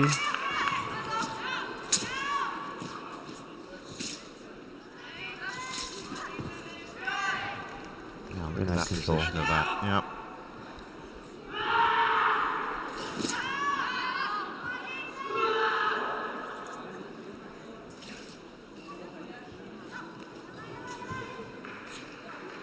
Very comfortable handling the sword, as we just saw.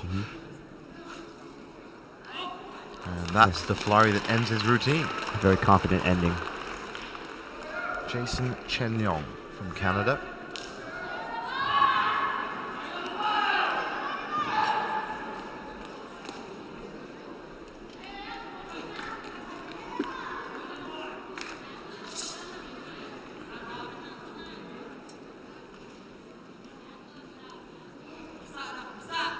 Very interesting techniques in there. There's that combination with a kick.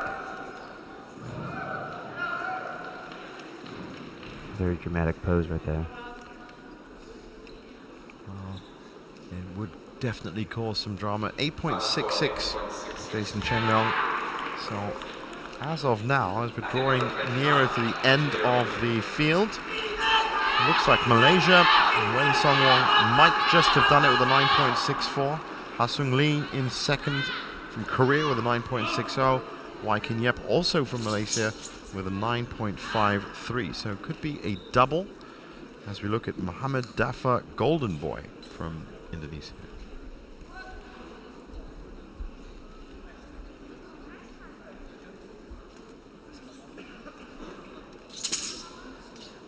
Final score 8.76.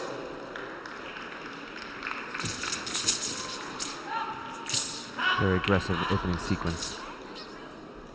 Nice straight arm there. Отделывание And a thrust. берега.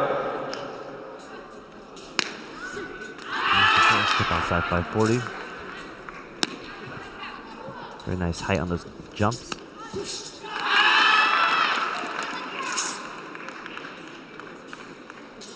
Good crisp slap.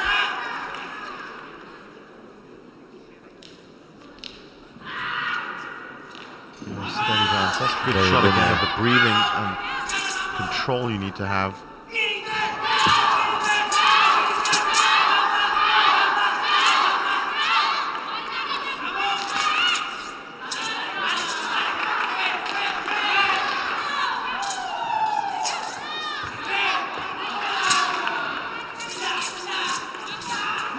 Very nice tumble there.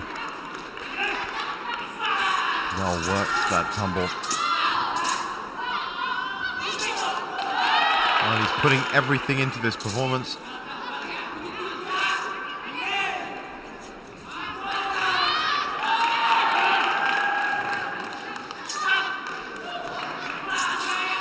Getting more confident as he goes through it. And ends on a very dramatic flourish. Muhammad Dafa Golden Boy.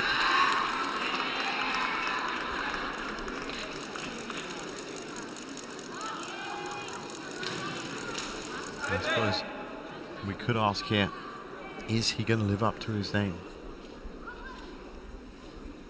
We'll see. It's Tavares 9.64, 9.47. Well, if the bar wasn't set so high, perhaps that could have been a medaling position. He's in 5th, but that's really down to the quality of the field that came before him. Still a good score. Looks like he had one deduction, and that was for 51 code. I noticed one of the judges actually on the mat has seen something on the mat, just walked on to... Yeah, it looks like he was just walked pushing off. the carpet back. Yep, that was the head judge, Byron Jacobs. These mats pristinely taken care of. The best quality mats you'll find in the Wushu world, obviously, as you'd imagine. 14th World Wushu Championships. This is Benoit Denol. We've seen him before from France. He's been on the French Wushu team for quite some time right now. Very experienced athlete.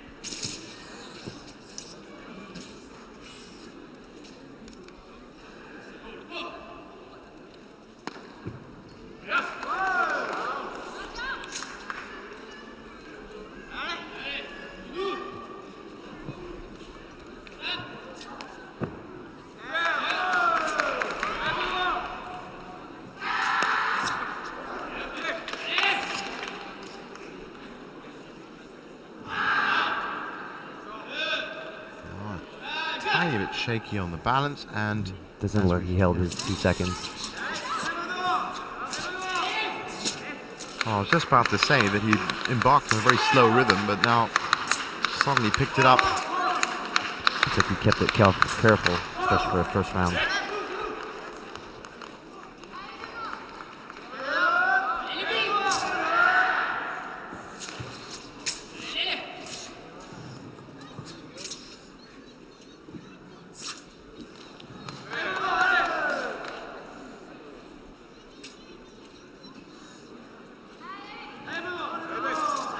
Wow, you don't see that very often, but that's going to be a full point at least, isn't it? That's going to be 2 deduction, weapon drop, and also going off of the Walking carpet. off the mat, yeah. Once again, just goes to show everyone watching how intricate these maneuvers are, and even if you have been training for hours and weeks, the slightest, you can see how upset he is with himself with that. If it's off a jump, perhaps, but what you need to in Jiangsu, of course, is maintain your grip on that sword. So he won't get any C deductions on that portion, but he'll definitely lose it on the A and the B as well. Yeah. Because the B is looking for the control of the weapon. As you can see there, and just the sadness on his face as soon as he saw that Jan flying through the air.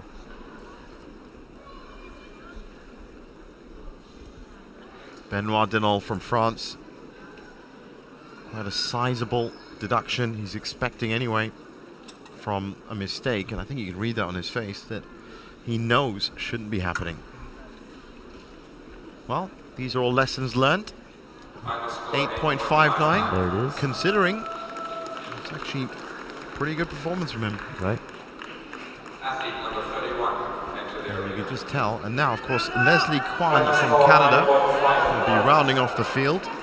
And this is going to be great news for Malaysia, because they are going to know, the Malaysian team, that if Leslie Kwan does not get a 9.54 or better, that they've got themselves 2 medals out of 3. With just Ha-Sung Lee separating them for the silver with a 9.60. 9.64 from Wen Song Wong from Malaysia, 9.53 from Wai Kin Yap, also from Malaysia. That's gold and bronze.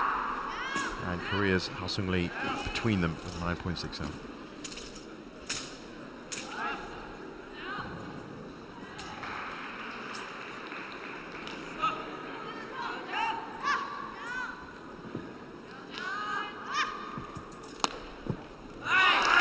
Before you jump inside. Very tall competitor. There it is, jump outside 540.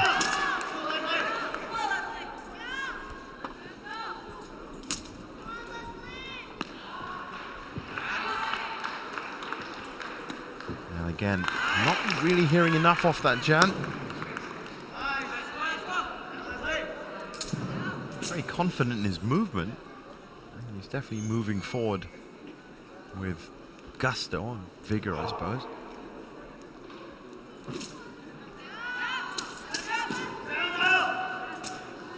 And just needs to transition that power.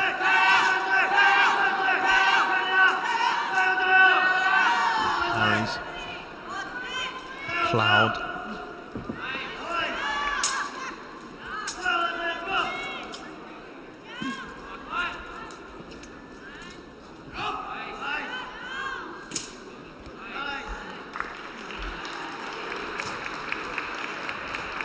Nice sword flicks right there.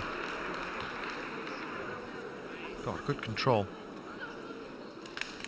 And that rounds off his performance and the men's Jiangsu competition, which means it is now confirmed that Malaysia will be taking away 2 medals from the top 3, and that's pretty big news on day 3 here at the 14th World Wushu Championships in Kazan, Russia.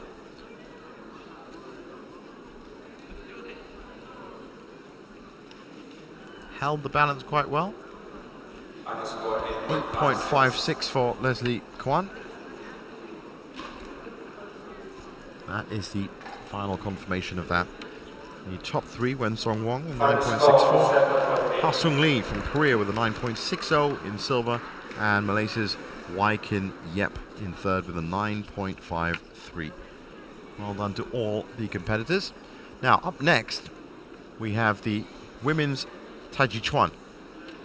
And just as we look at the result there, that's just confirming Malaysia with a double medal from the men's Jiangsu. Owen Wijianto very close behind in 4th. Mohamed Dafa Golden Boy in 5th with a 9.47. So a double for Indonesia just outside of the medals. And Tomoya Okawa even carrying that injury notches up a 9.44 in the end. This is 9th to 16th. Pavel Muratov in 12th. Of course, he has already done his team proud by picking up that bronze in the Chanchuan. And this is 17th to 24th. Now, as we get into the women's Tai Chi Chuan, as we said earlier, of course, for more information on that and all the information you need about the World Wushu Championships, then just get onto the official site for the 14th World Wushu Championships, which is 14wwc.iwf.org. Competitions, schedules, results, everything you need to know about the competition up here in Russia. Now, as you can tell by the attire of our first competitor, Tai Chi Chuan, Anthony, is different. Now, we were talking about internal and external martial arts beforehand. So Tai Chi Chuan is one of those. Of course, modern day Tai Chi that you can even pick up in any gym or fitness center is a derivative of exactly what you're about to see. Now, internal power mechanics is what internal martial arts is all about. And it focuses a lot on the breathing, about drawing the energy internally and expressing it outwards. So you're going to see a lot more slower movements, and then once they will be moving a little bit quicker, you'll see a lot more explosive movements later on in the routine. And this is the first time we'll be seeing Tai Chi trend in this carpet, and it's accompanied by music. The only routines in Wushu. There are official melodies and official songs that are used for these routines, right? There are official music that can be used, but of course the athletes are allowed to choose their music as well. No words is the major. No vocal accompaniment. So here are our start list, and of course the big name there would be Linswell. And we'll get to her in the end. First we have Algeria's Mohan Saidi Kadia. See the music. It's about grace, it's about poise, it's about controlling, of course, all of this internal energy, keeping a straight spine while you do it as well, and very soft footwork. But while maintaining a very stable stance work. So it really is ultimately about control. And that's exactly what we're talking about there. And different from the other styles, the external styles, the run-up jumps for their difficulties are they're only required 1 step, as opposed to 2 in the southern routines and 4 generally for the long fist routines. That essentially is the structure of footwork as you go through. And of course, by saying that, you can now imagine in your head, in terms of expression and moving forward, the difference between the styles as you go through. There is a first balance. Now the balances in Tai Chi Chuan, of course, have to just be really heavy on the body. And the C and the A judges are both looking for different things. The C is looking for the bottom leg, and the A is looking for the kicking height. So different scoring criteria, but as you can see, if you have been joining us on Mat 1, what an incredibly different aesthetic view it is, and of course incredibly different powers and forces acting on the body, which of course you have to control. There it is, another bounce. This This again, one of the criteria is to keep your kicking leg straight above the horizontal while you bring your supporting leg all the way down. I think people who do practice Tai Chi at home can immediately see exactly how it was derived. Well, how was that landing for you? I looked a little bit It looked a little bit. hurtful. I have to say that now watching it, it becomes more accentuated. The mistakes become more accentuated when you Right. do make them. And it's definitely a lot more difficult. These routines are way more difficult than the long fist and southern, just because they only get one step, and that's a lot of momentum to be throwing out, and then landing in the one leg for most of these. So essentially, you're talking about a standing start for half of the. Well, if not all of Setting the up. jumps. There you go. There's one. Looks like she put her foot down there. That's an extra support deduction. I'm guessing if you have a standing start or a 1 foot start, then the landing has to be more impactful on the feet as well. So you're actually dealing with more force when you're landing. Exactly. A lot of force going down on the supporting knee and ankle. And that's what we saw on the other carpet with Linswell. Yeah. Of course, Linswell was looking for a gold in the women's Tai Chi Jian, which is, of course, Tai Chi with the Jian sword, the double-edged straight sword. She had very unlucky fall. She is in the start list for this, and she has a rich history, recent history of medals, and is definitely going to be looking to pick this up in the Tai Chi Chuan, the bare fist. So as we come to the end of Mohand Saidi Katia's routine,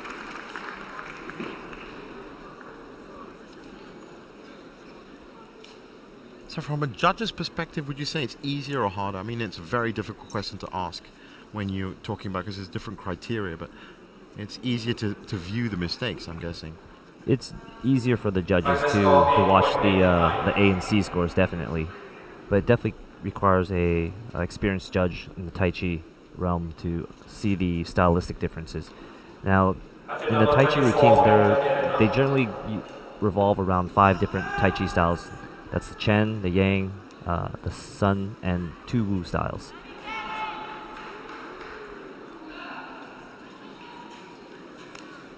So, Mohand Saidi Katia from Algeria will be setting the benchmark in the Tai Chi Chuan.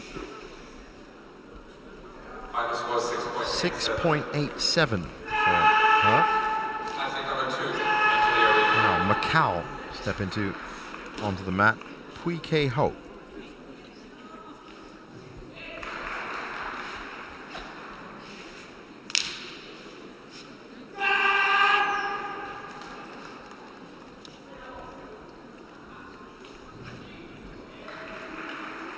This is Pui's first World Wushu Championships.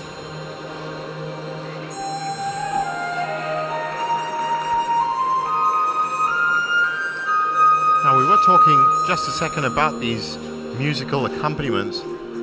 In terms of relating to the music that is around you, what are the key points that we're looking for here? Now, some athletes will add musical accompaniments, maybe some bass to accentuate their routine, but essentially the routine that you decide to choose should match the feeling that is coming from the music.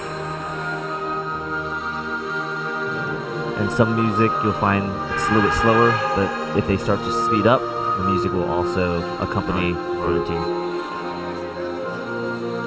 Well, so far from Pui, this has been a great showing of controlled strength. And hopefully you have just heard from the chat we've been having here in the commentary box what we mean by internal power mechanics. Looks like she's setting up for her bounce right there, just going into it. That is an That's a incredible bounce balance. right behind the leg, yep. And immediately into another one. I can just feel the force. Kick, yep. Looks like she took a step down. Yeah. The requirement for some of these bounces is to bring your knee up after the bounce. Here's your jumps. A good landing off that.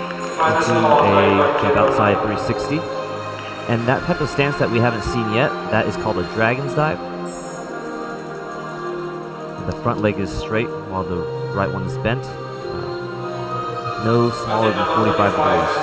Now, in terms of, as we've been talking about martial intent, we've been talking about in terms of a martial form, there's very open palms, there's no closed fists, and it's really about redirecting force around the body as opposed to exerting in any specific way. It's wonderful to watch. That's correct. When they move their arms, it has to remain round. They are not allowed to have any linear attacks because that will defeat the purpose of redirection.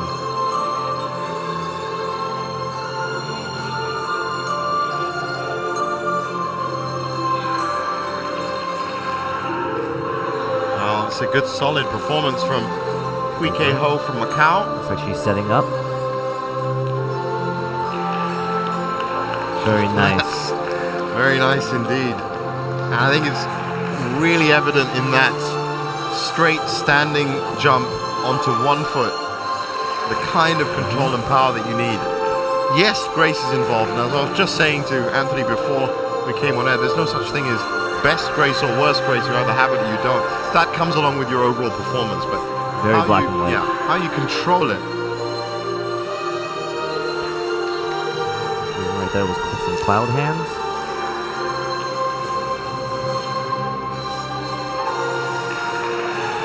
Very nice drop stance. I see what you mean about the accompaniment with the music. So it's a Chen Speeding style up now, yeah. power. So between these five styles of Chen and the Wu's and the Yang you were talking about, what would be the differences between them, or are there any visible differences between them?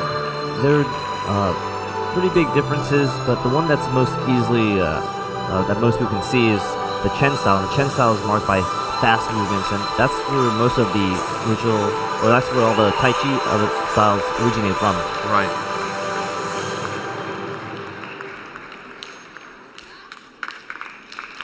Well, that was strong throughout. There was that one landing at the beginning, but a couple of others that would have made up for it. There's that balance. And if you just look at that right leg essentially was off the ground for at least 14, 15 seconds.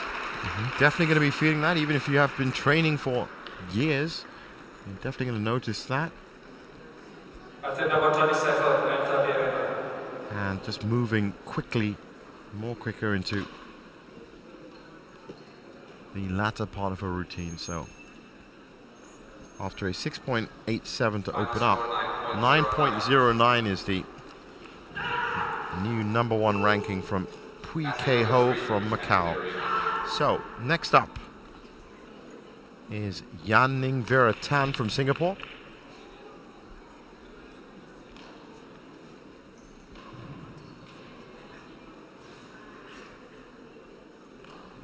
Steps onto the mat from the right side.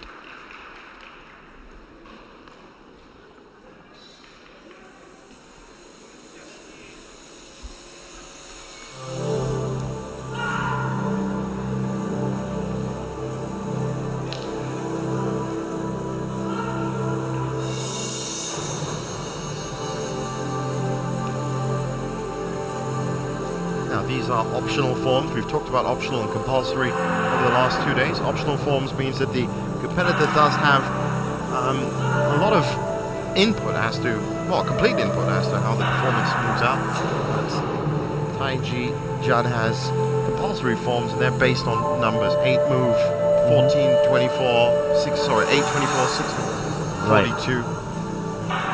And the compulsory right now are reserved for the Junior World Championships, and those basically set the requirements for the movements you have to know Yeah. and the difficulties you It's should almost a teaching attempt. thing as well. That's right? correct. She's setting up. First jump. Very nice. There's that landing. Now, as you can imagine, in Taiji Chuan, Taiji Jian, with the actual sword as well, that would add an extra level of difficulty into that balance. So the next jump. Jump front. Jump outside 360. With your Dragon's Dive. Now, because the Tai Chi athletes have to do, are only allowed one step, their scoring in terms of difficulty, a 360 is a B-level movement, as opposed to a 540 that you would find in longest and subtlest routines. So most people you see here, the max rotation they'll try to attempt is a 540, Right. which would be a C-level score.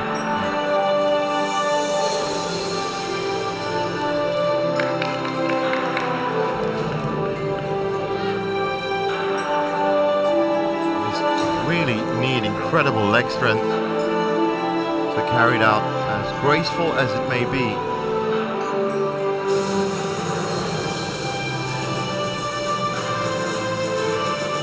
Very nice power generation.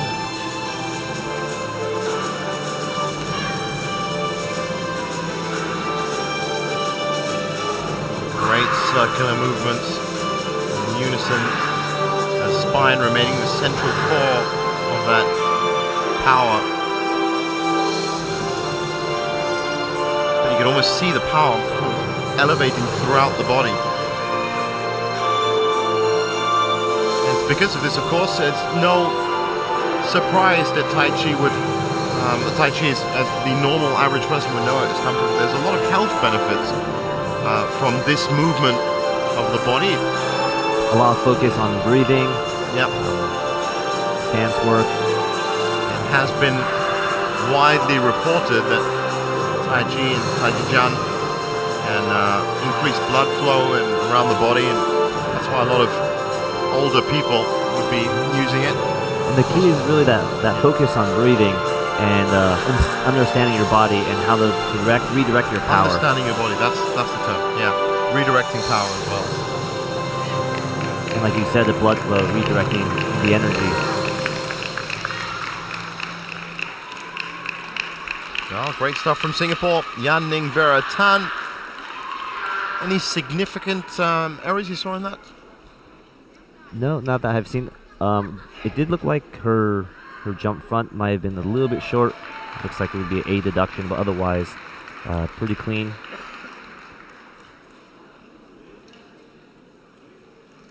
Here in the highlights, you see right there. That one looks okay. Yeah. But jump outside might be a little bit short. 9.6. 9.6. 9.60. So she takes the immediate top spot, 9.909 silver, and still a lot of variation. 6.87 is third. So we have the silver medalist from the women's Tai Chi Jian, which is Can Li Tran from Vietnam.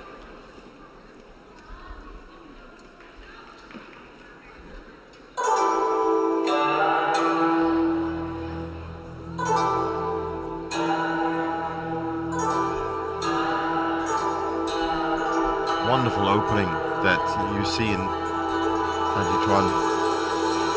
Both the arms going up and then into the routine.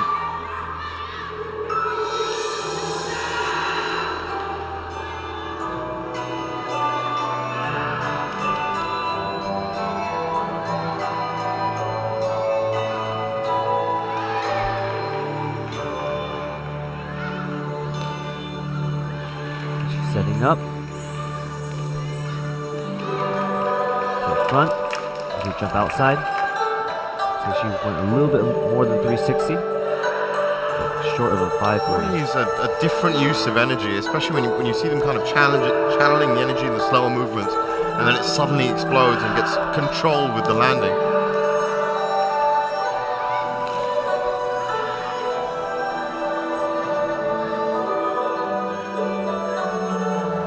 That's a fantastic balance.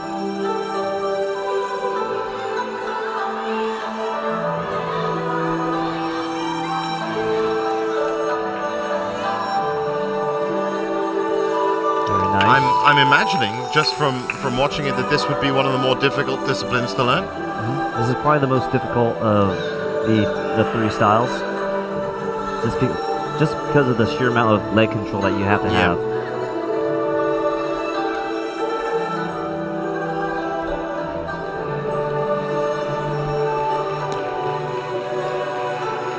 Very nice.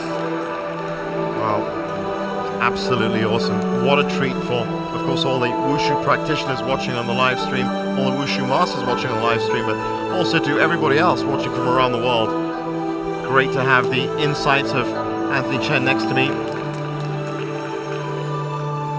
A wonderful show of martial arts on the 14th World Wushu Championships in Kazan, Russia. Day 3 action is what you're watching if you've just joined us. This is mat 1. Women's Taiji Chuan. There's the men's Nanchuan happening on mat 2. Mario Martinez and Alan Tang watching that. And all of the action you can find on the IWF YouTube channel. So a couple of quick movements here from Kan Lee. Don't forget, a silver medalist in the sword version of this style, which is Taiji Jan. And that took place on day 1 in Arena 2.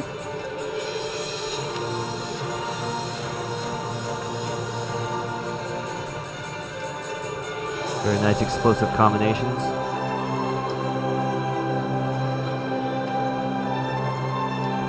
You can see how much control they have after all those fast movements. Yeah.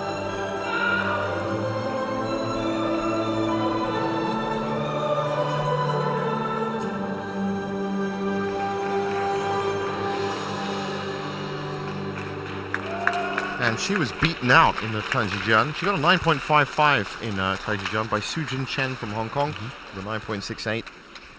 She's definitely one of the top competitors. She was also at the first Talu World Cup, where they only take the top 8 from the last World's Wushu Championship. So 9.60 is already a very high score, and that's set the benchmark for gold by Vera Tan of Singapore. And you could just see when she walked off the mat earlier, just before this, exactly how happy she was with that.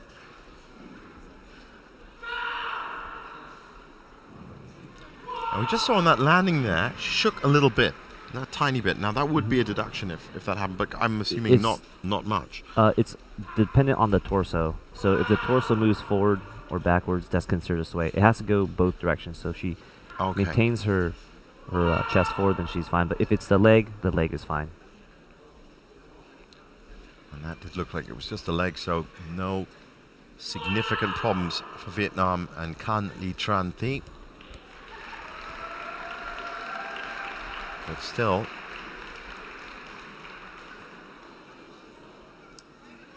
uh, 9.60 is a pretty daunting score to anyone stepping on the mat. And we've already had that notched up by Vera Tan. 9.64, so new first place. That's the new first place, new leader. And that means Vera Tan has moved to second from Singapore. Up next, this should be Sanatombi.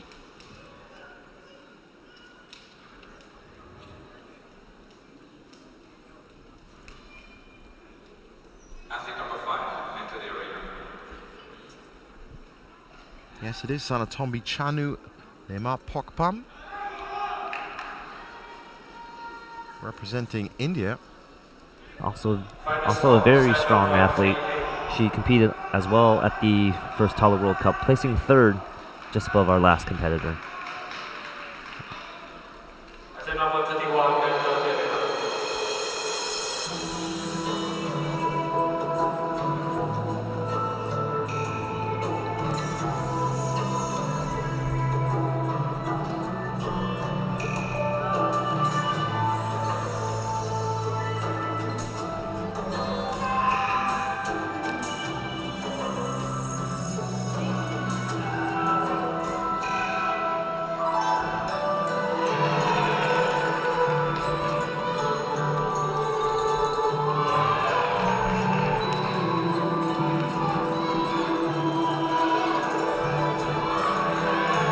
Good opening sequence from her.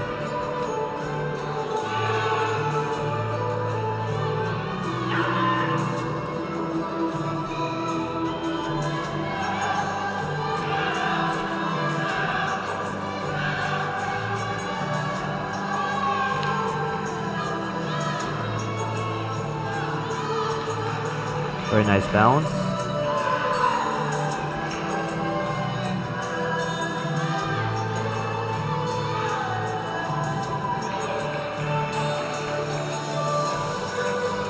Very nice turn to 180.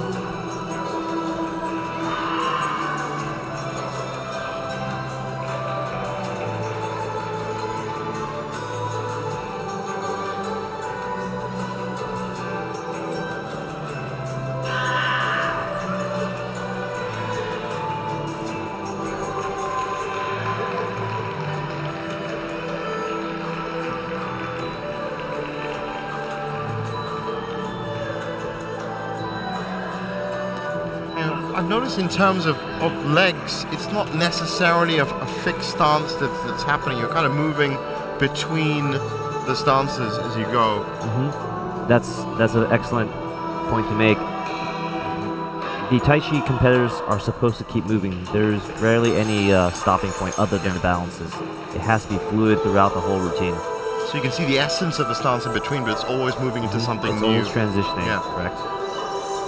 Fantastic movement of energy, as you said.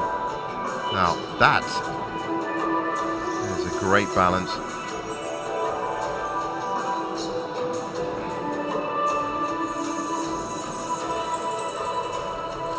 But it is judged on line, extension, form, control, precision, hand-eye coordination, of course. You wouldn't expect it in such a relatively slow-moving martial art, but you really do need good hand-eye coordination if you're going to get that complete line of the body.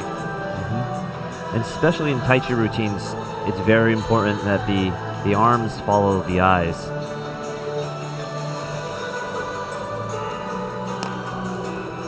Jump front 180 turn. It's a single leg bounce. And it's just amazing the amount of pressure that got put on that leg, and it was just, you have to move your body into a slightly different position. So easy to fall off that balance. I've actually attempted these movements before with no success. I'm having a funny feeling you probably had more success than if I tried them. So, but I can understand where you're coming from, Anthony, fully. Jump front, single leg bounce. Again, you could just see that Very was nice. a great shot. You could see the as you said, the top of the body just moving forward, just to maintain. Now into the quicker movements.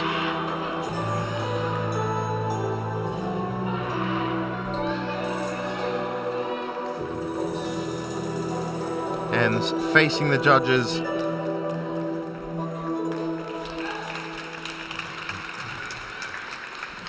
Oh, Very good nice stuff. routine. Well, we've seen some high scores already just from our opening 4 contestants.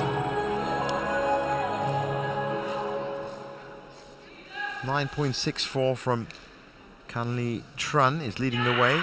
Vera Tan in second with a 9.60. This was Sanatombi Chanu.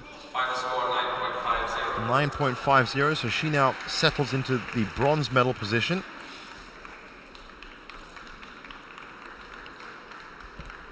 Athlete number 6. Up next, Severa Tokateva from Uzbekistan.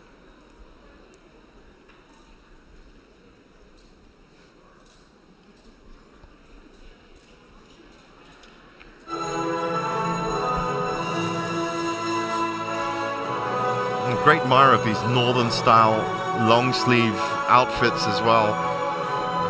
As you can imagine, made of silks, and you need to have ultimate mobility in your apparel when you do these routines.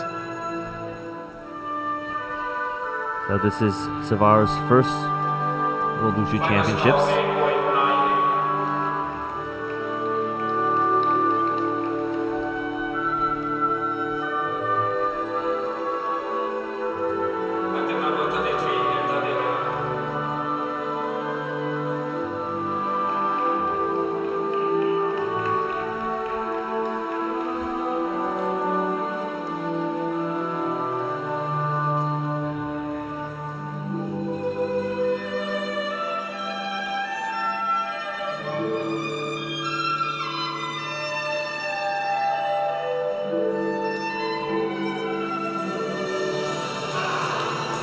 Jump front, jump outside. Oh, sudden burst of speed there.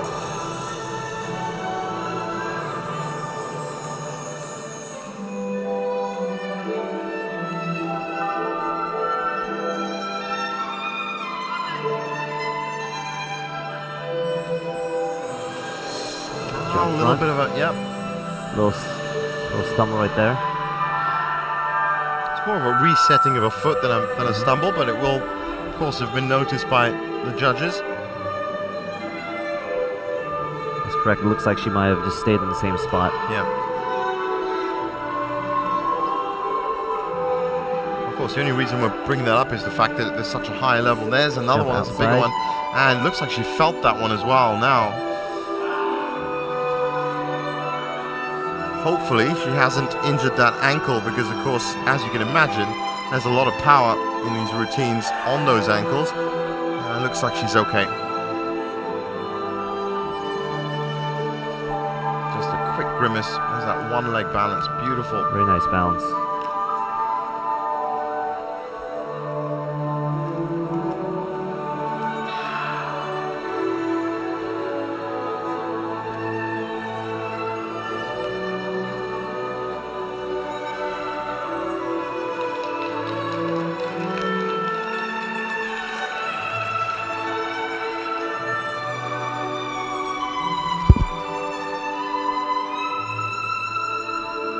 A couple of stumbles along the way. Apart from that, Severa. Front 180. Oh, there's another one. s- Well, that was a another complete. support.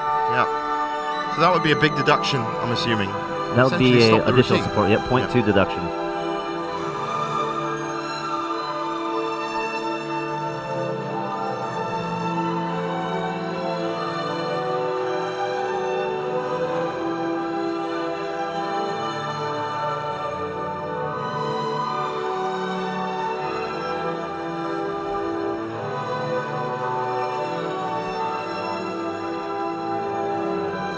Well, it's very easy to just get mesmerized by Taiji Chuan.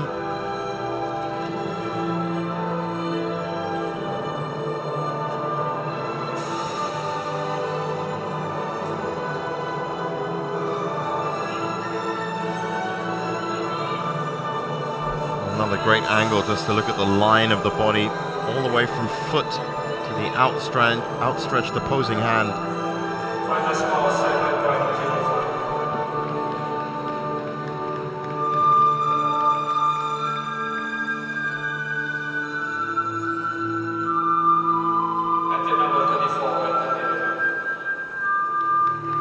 And the closing. Sevara Tokteva from Uzbekistan. Not a bad first performance. Right, her debut at the world stage. You get a few deductions, C and A. That was the reset, but of course there was a bigger deduction coming, and that would be that one. A little bit tense on the shoulders. Yeah. You can see some of her power transfers a little bit shaky.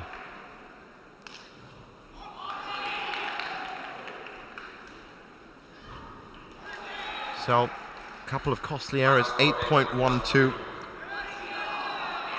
Now up next, one of the contenders for this event, Agatha Christensen Wong from the Philippines. That's correct. She placed fourth at the first Palu Cup as well. And I believe she was first at the SEA Games. Yeah, that's right. I do remember that. SEA Games happening in Malaysia in July. Actually in August, the month of August, but the run up to it was in July.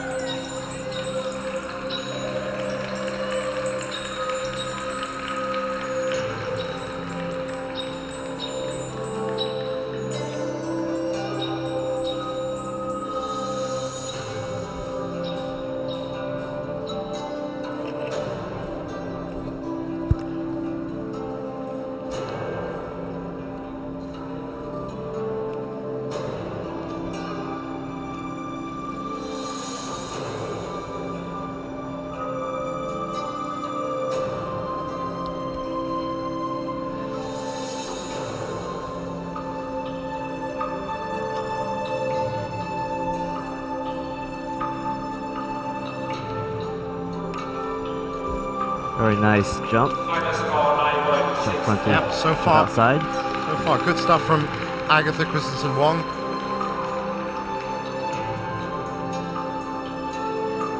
At the number 35, Now that's a great balance there. Total control of that leg. And straight into the other balance. Very nice kick. Showcasing. That's amazing. That kick is just a completely different type of kick from the likes of Long Fist, and same principle mechanics behind it, but just executed in an entirely different way. That's right. You may have noticed that in Wushu, a lot of the jumps are focused on the right leg, and so it's very interesting to see people take off with their left, unless it's an aerial. But especially in Tai Chi, this is where the athletes like to utilize that left leg a little bit more.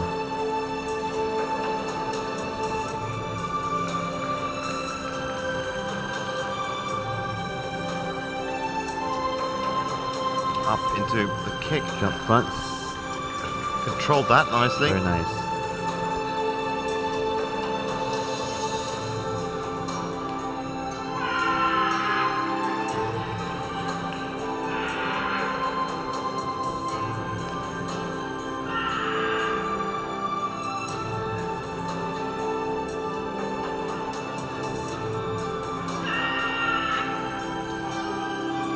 Very nice balance.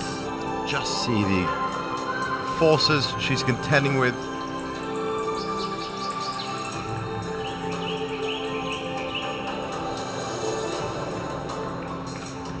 Well, absolutely in cue. A change in the music and a change in the rhythm. Very nice timing with her music. Guessing that's a B score, overall performance.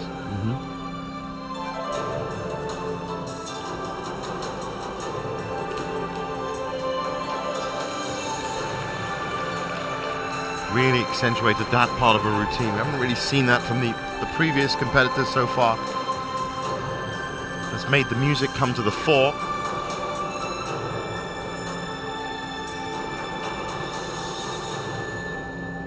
There are those open palms. I've noticed a similar opening and closing as well. You kind of like open up the energy and then you close it down at the end of it. Yeah, that's a good observation. The palm is definitely different from a long fist palm. The fingers have to be open, Yeah. should not be together, and relaxed, as opposed to the long fist palm, which is straight and fingers together. At the number 36, And of course in Nanchuan, the entire palm and the fingers itself are different positions. So Right. final score 9.58. 9.58 final score, putting her at third place. that's right. We have a new bronze medal level, and that is 9.58. 9.64 still the lead from Kan Li Tran. Of course, don't forget, once again, picked up a medal beforehand in the women's Taiji Jian, and 9.60 second from Vera Tan from Singapore. So Singapore still in the running. Here's Audrey Chan from Malaysia. Big news, of course, today that just in the previous competition that we watched, there was a double medal for Malaysia in the men's Jiangsu. Yes, Audrey proved to be a strong competitor as well in the Tai Chi Jian division, just right above Agatha. That's right, she came in 7th with a 9.43.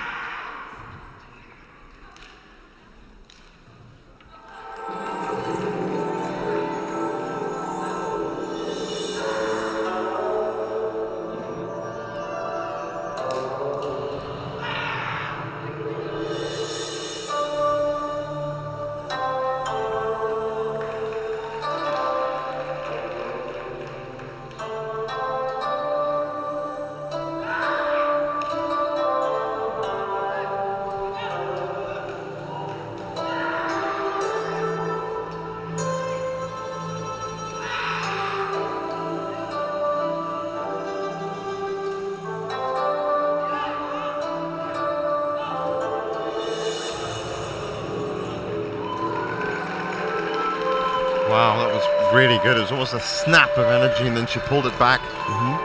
Controls the landing off that kick well. Very nice.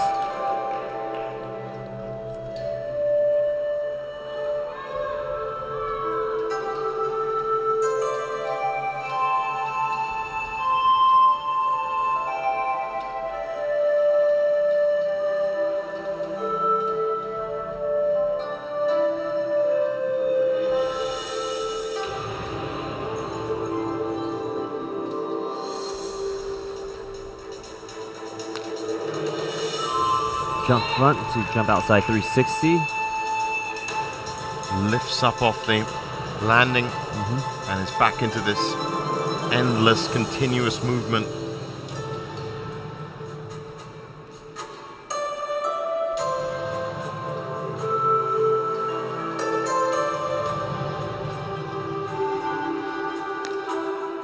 Jump front, 180 turn. Very nice. Making sure she gets that knee up so the judges can see. So much pressure on that ankle on those landings. You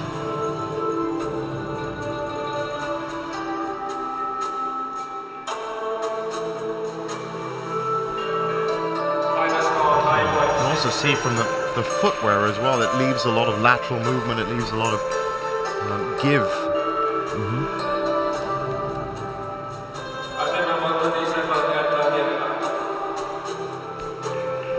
And it's interesting that you mentioned the footwork. When the feet lift up to the next movement, the foot's not allowed to go above the mid shin.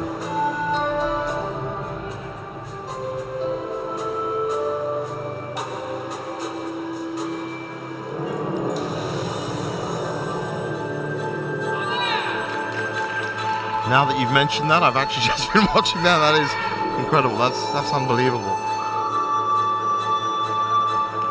Straight into a balance. Wow, that's a great balance.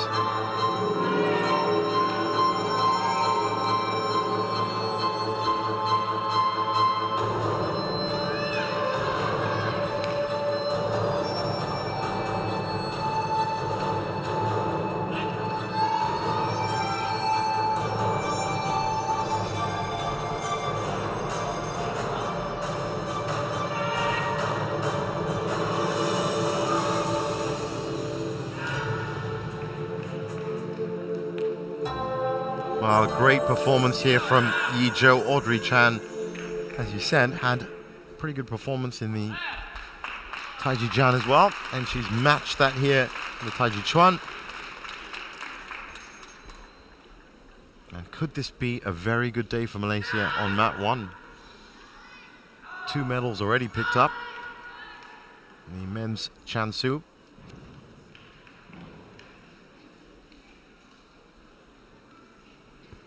Very good close-up of how close her knee was to the ground, but not touching. So final score 9.56, just a shy away from the bronze medal. That's right. Once again, it's really only about the quality of performances that we've had beforehand that would put her in that 4th position. Just 0.02 off Agatha Christensen Wong from the Philippines, 9.58. Now here is another Vietnamese competitor, Thi Minh Hien Tran. We've already seen how strong Vietnam are. Let's see if she can match her teammate.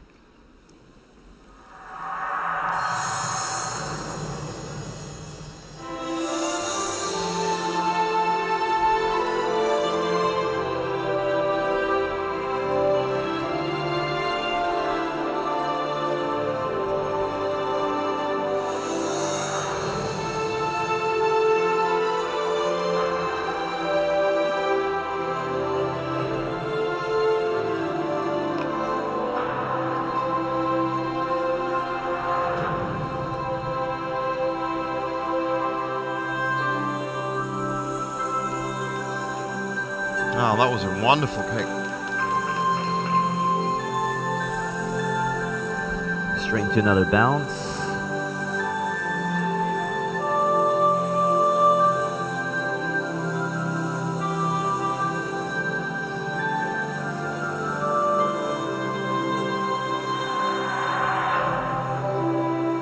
And this really is, for people that are new to Wushu, that have just joined us on day 3 of the 14th World Wushu Championships, you can just see the difference in the way the styles approach energy, energy conservation, energy propagation, and energy control. If you start understanding martial arts at that level, you can really see a lot more in terms of how they develop, each essentially feeding into the next with a combined set of movements.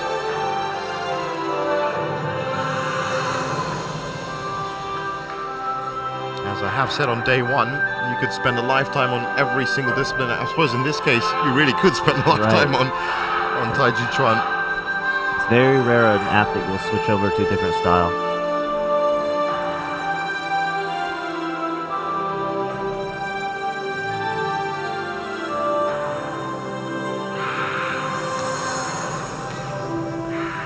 Jump front, jump outside 360 to a dragon's dive.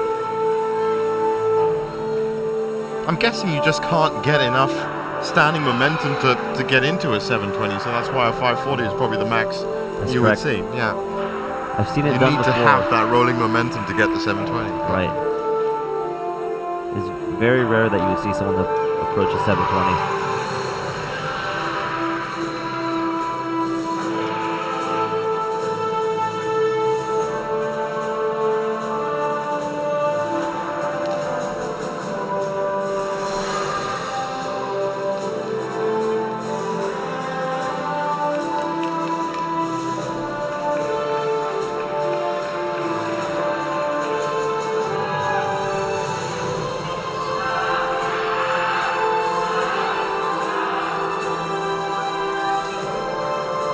Again, as you were saying, the eyes following the hands. You can just see that head just moving.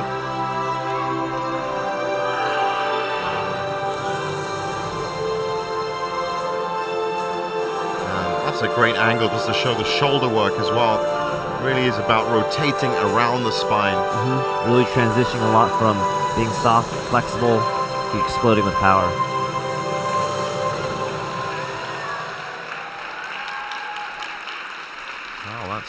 A great performance from Vietnam once again. Thi Minh Hien Tran.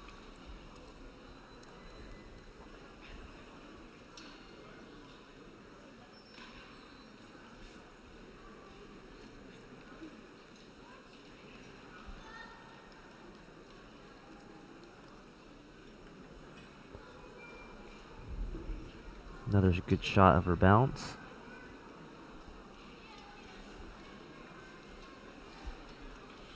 There's her 180 jump front. Final score 9.43.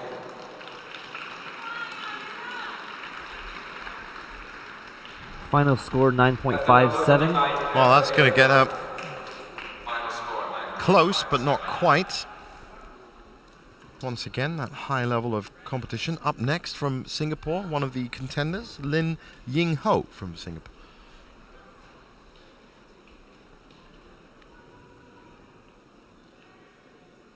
She was also a top competitor at the last World Wushu Championships in Jakarta, and was chosen to compete at the first Taolu World Cup, where she placed 5th.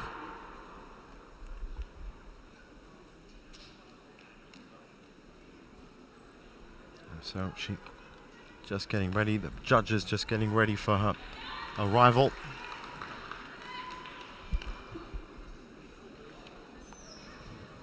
Currently it is that 9.64, followed by a 9.60, 9.64 for Kan Li Tran, 9.60 for Vera Tan, and a 9.58 for Agatha Christensen Wong. But hot on her heels after that, 5.7 and a 5.6, so high level of competition.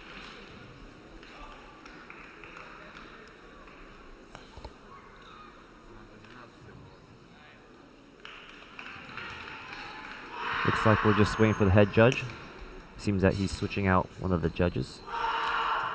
That's interesting. You were saying before they are allowed to do that.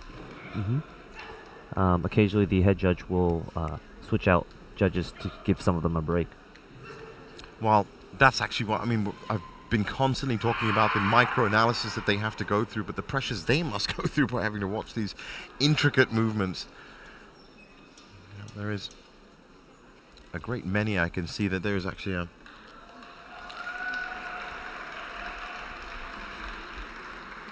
there's a great many sitting on the side, almost like a reserves bench of judges. Yeah, so since there's 2 carpets, we have 18 judges, and there's a reserve of about extra 12. So wow.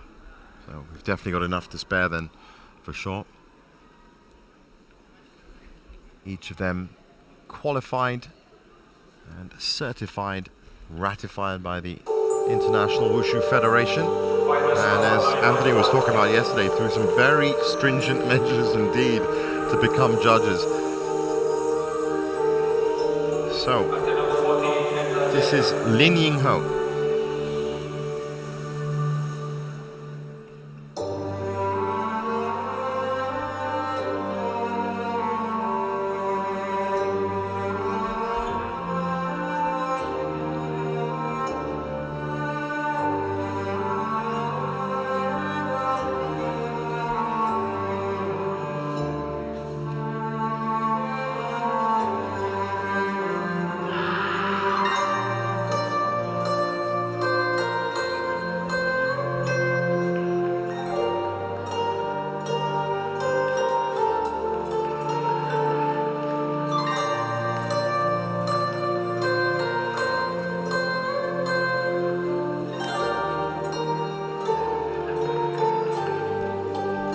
Good control of the leg. A kick into a bounce.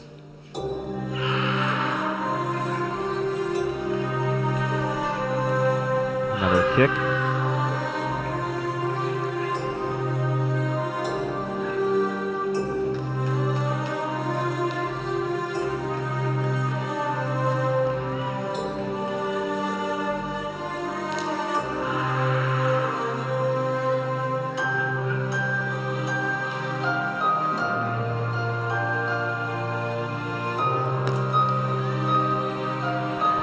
Front, a single leg, so she caught herself there. Yep.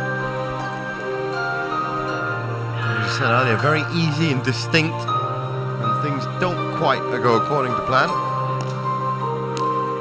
Outside 360.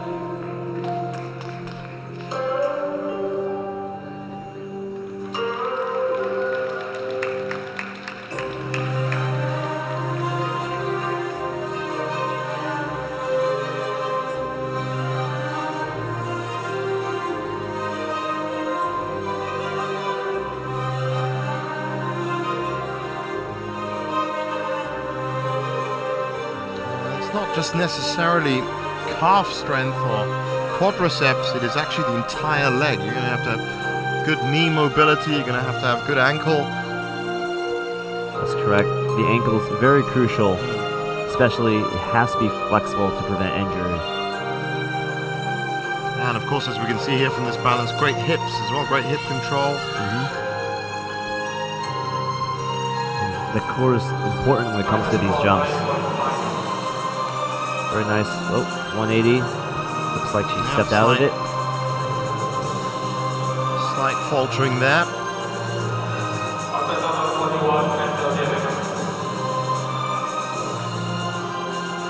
This is the most powerful that you'll see in the routine, but still that effortless motion.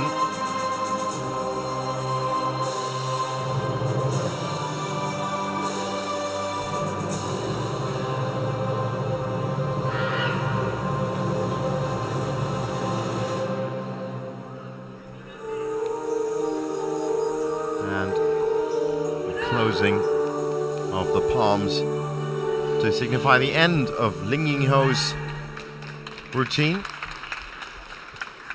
As you've probably already noticed, that these Taiji Juan routines longer, of course, than the routines that we've seen before in the And these are usually about 3 to 4 minutes, Yeah. as opposed to the 1 minute 20 for the seconds. externals, yeah. Just looking at the highlights of that, there's that balance. High bar that she has to hit if she wants to get into the medals.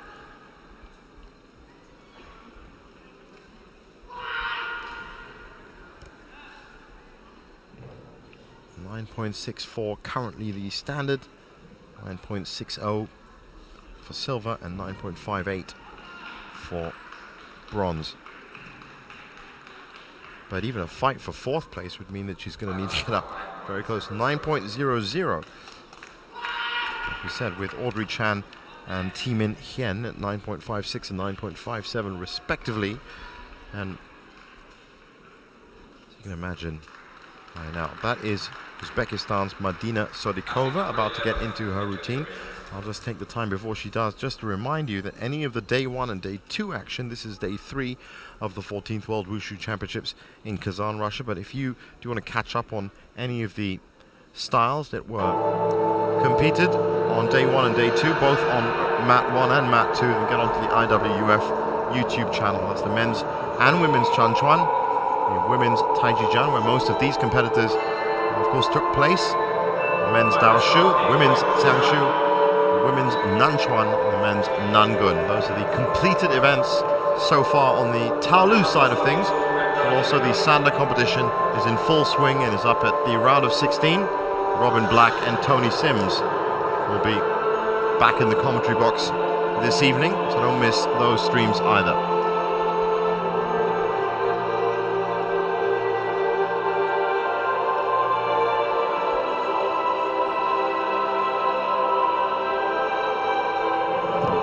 Wow, just a little bit of, Very close.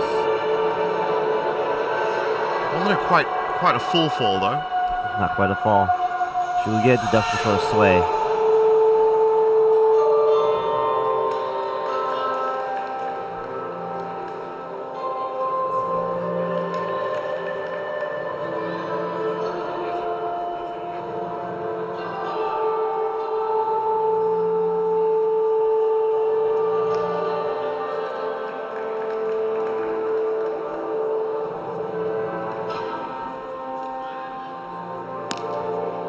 Wow, that was, by the looks of it, a full. Yep. But again, just shows the amount of power that is trying to be controlled. And sometimes it can get a little bit too much.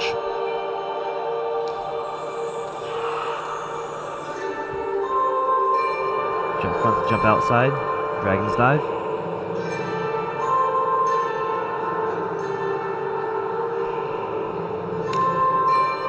Jump front 180, another support. Yeah, another support floor there.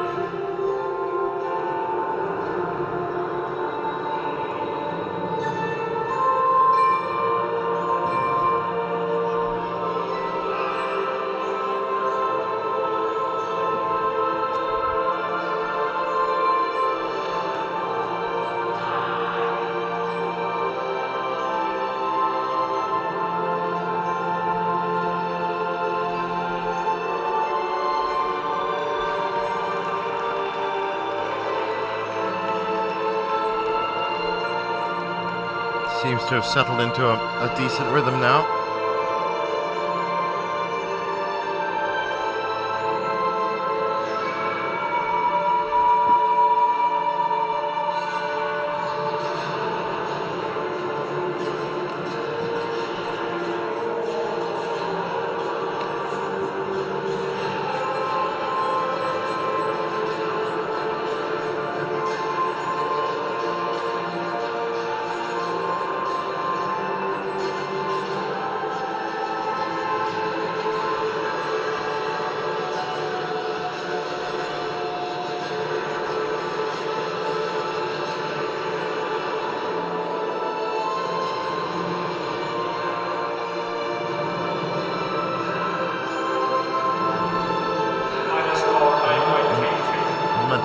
Sodikova, after some initial support stumbles, seems to have caught that energy well.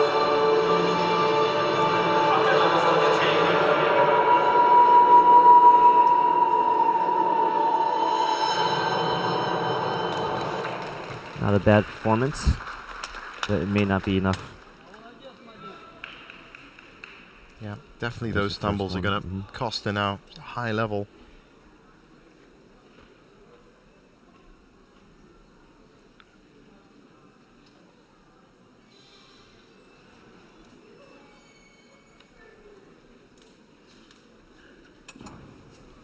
So, Uzbekistan's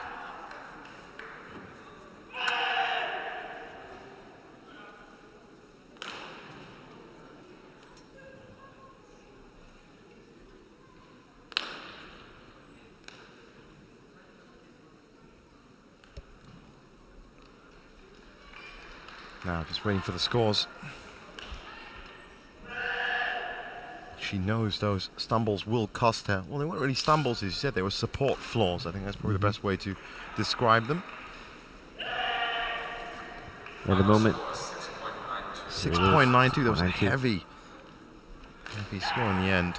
yeah, the moment the athlete puts her hand on the ground, that would be, and another foot, that would be Full a point, considered right, fall. Yeah, that's the body fall, as you were saying yesterday, I remember. The supports are 0.2 deduction and the falls are 0.3. So this is Bidashwari Chanu from India.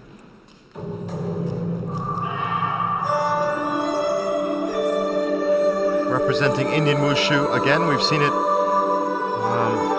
apparent in all the disciplines so far.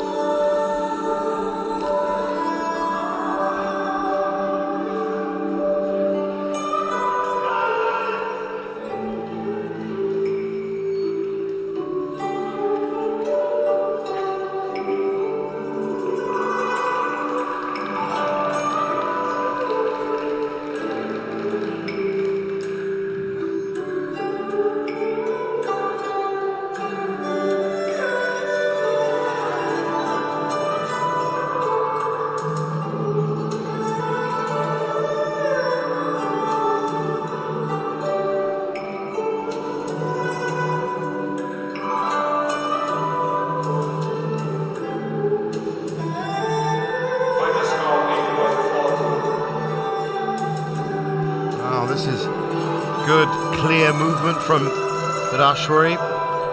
Good jump catch. and landing there, yeah.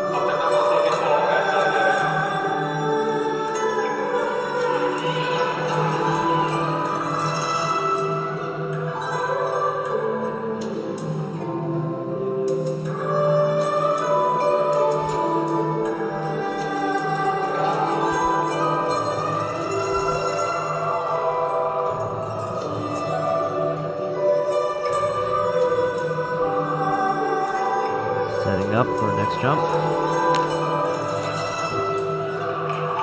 A good solid landing there as well.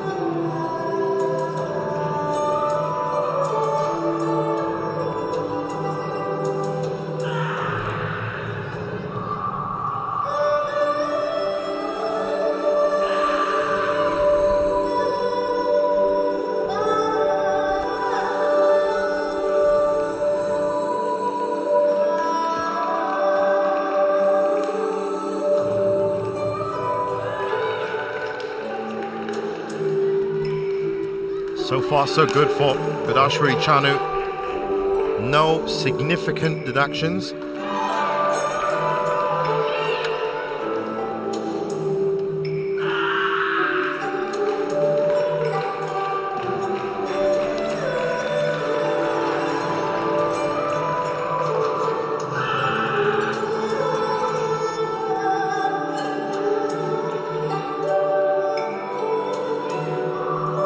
Balance. That's a wonderful nice. balance, that really is.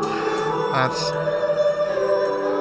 and especially in the mid to later part of a routine. So, Right. you know, they're always aware of the fatigue that must be building up in the legs, and she's put that in later on.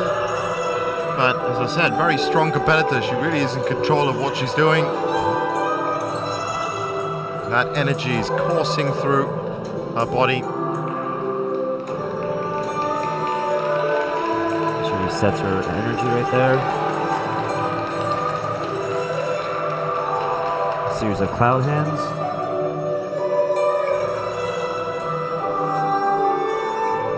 Great flexibility, great agility. 2 kicks right there.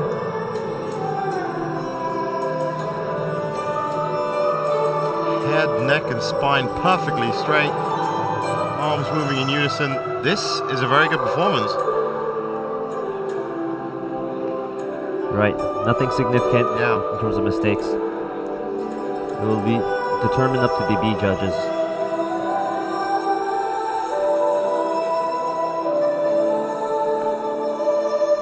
Well, what a story this would be if India could be amongst the medals in the women's Taijiquan. And so with that, she closes her routine.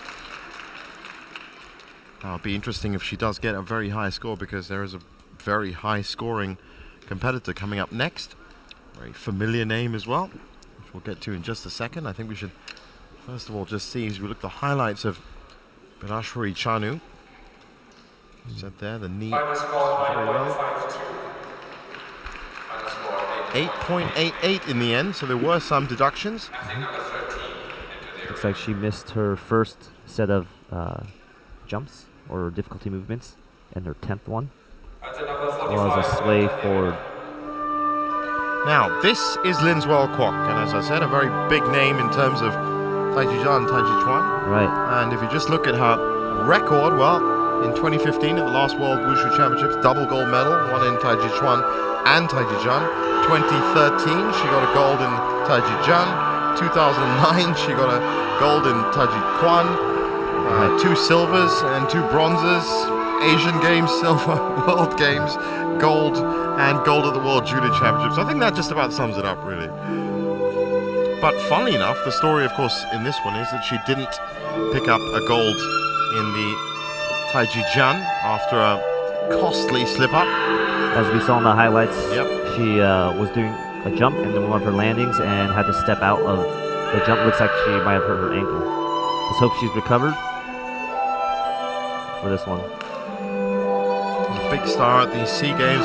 Essentially, he's been a big star everywhere she's gone. She's actually a celebrity in Indonesia. Nice bounce.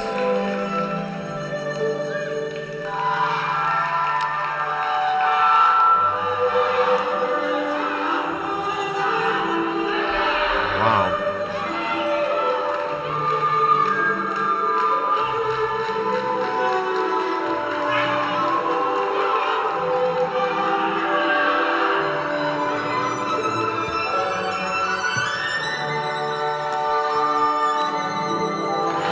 Very nice. And it looks like she's got determination etched all over her face after that. You can see it right where she mistake, lands yeah. it. She definitely wants to make a difference here.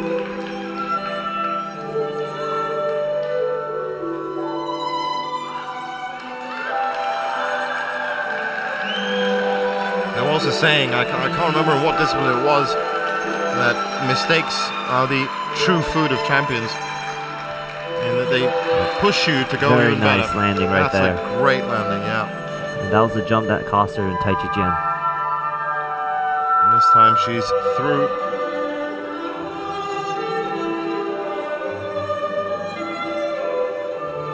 Final score 9.72. Wow, look at that strength and line. At the number 46 and Verena.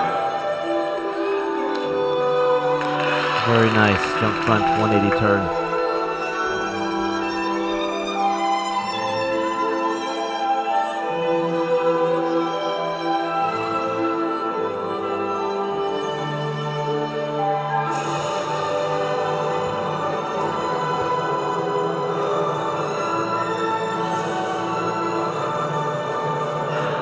Just great expression, the shoulders in the elbows as well.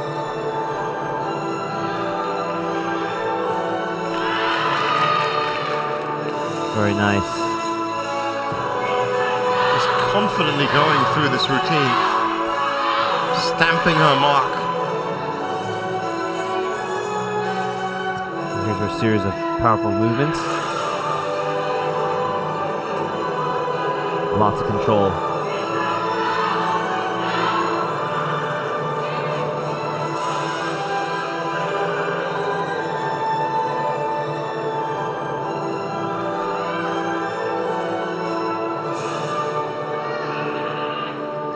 And you just felt the power in that lock with the fists.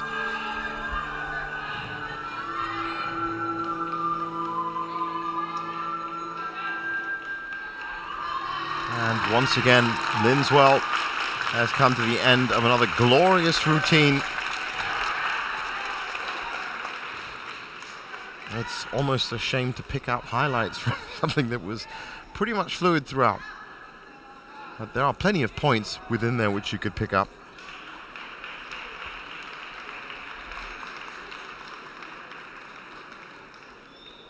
Final score. 9.67. That puts her at number 1. That puts us straight up at number 1. That means Can Lee Tran is again in the silver medal position, and that the bronze has now gone up to Vera Tan's 9.60. High bar indeed for Anil Sanatsky from Kazakhstan. A tough act to follow, but let's see what she has.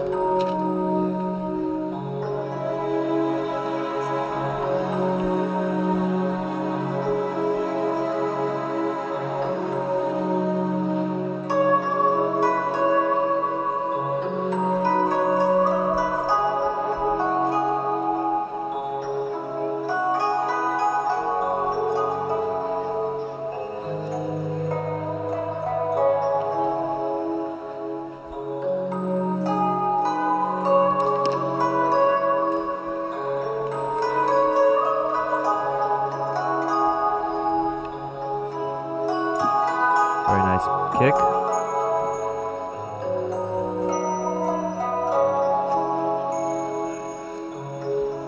Just very focused.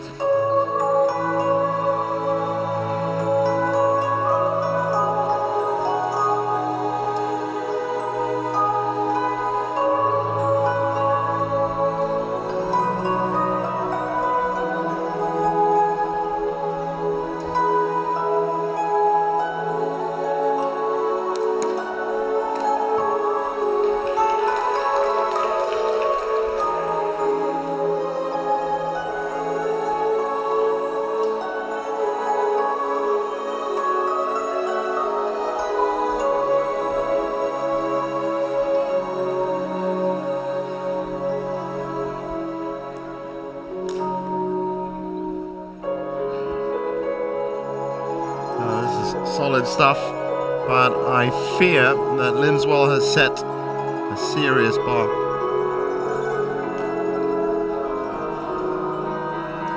Final score 9.59. Anil Sanatsky. Atlet nomor 48 Antonio Arena.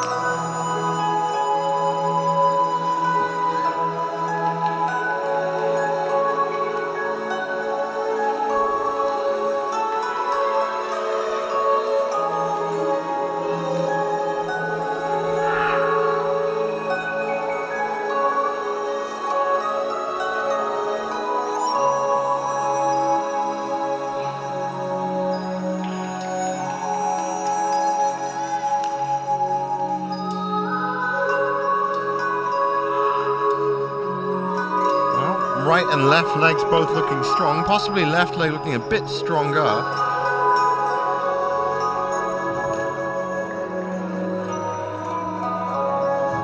Bounce. Looks like Yep. it might have touched the Yep. floor right there. Yep.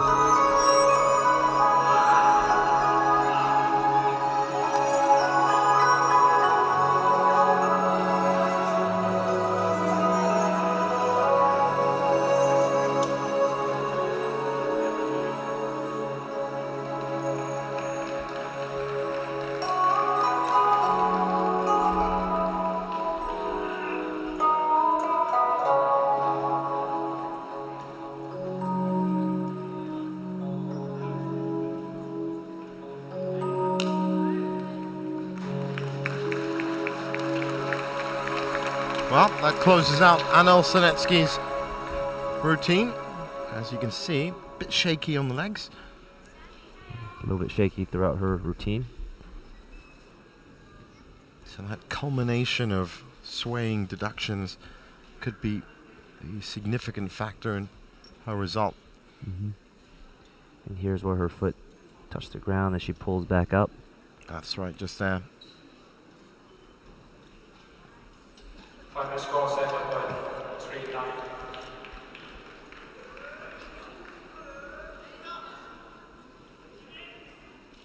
So, the members of the Kazakhstan team standing around her. 7.32 for. Now, as we get to our last three competitors, it's interesting to notice that the two, of course, as we said, Linswell did have a problem in the Taiji Jian, which was that slip, which meant she didn't actually get the gold, but that went to this lady here, Sujin Chen. She picked up the gold in the women's Taiji Jian. Let's see if she can put in a solid enough performance to. It's also very interesting in the 2015 World Wushu Championships. She was right behind Linswell, the second place and a third place. Well, she's just seen the 9.67 that Linswell has put up. So this really is the big fight, which seems a bit of an odd term when you're talking about Right. Taiji Jian, but in terms of competition, in terms of results, this could be the performance. Right. And again, these routines are really just competitions against yourself, the mastery of yourself. Exactly. Yeah.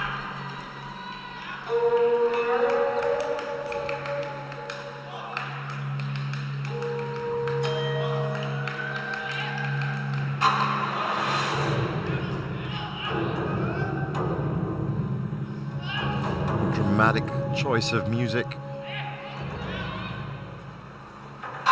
Epic and mysterious. First balance. Well, that's a It's strong very controlled, balance. yeah.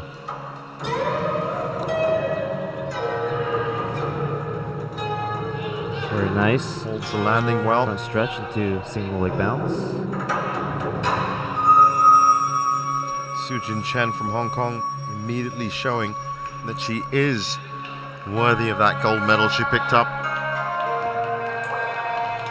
Of course, as you can imagine, the general questions were with Linswell knocking herself out of the competition effectively as to who would win. Well, it hasn't Jump phased front, jump outside through 60. Sujin Chen. Very nice jump combination. A little more than through 60.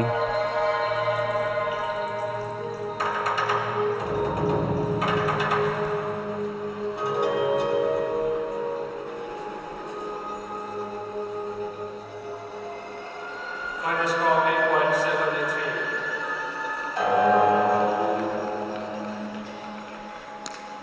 8.73. Jump front, 180 turn. Again, you can see that forward motion of the body just to balance. Well controlled. Starting number 51 and Nerena.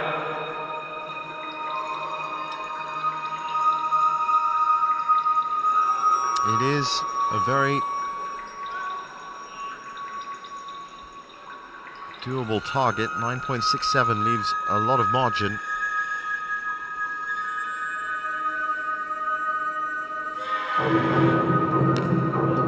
Still to come also. Nice. Still to come also in the last year will be the bronze medalist as well, Shiho Saito. Maybe some drastic, radical changes at the end of the women's Taiji Chuan.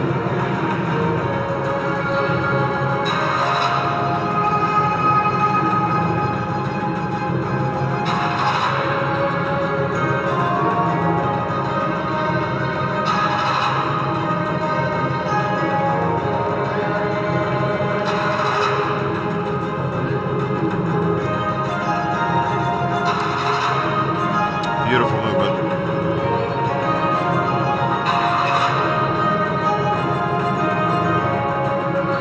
Very nice combinations. Interesting variation, in fact, in her routine. Not just from the music that is accompanying it, but also she's matched that music with the sequence and combinations.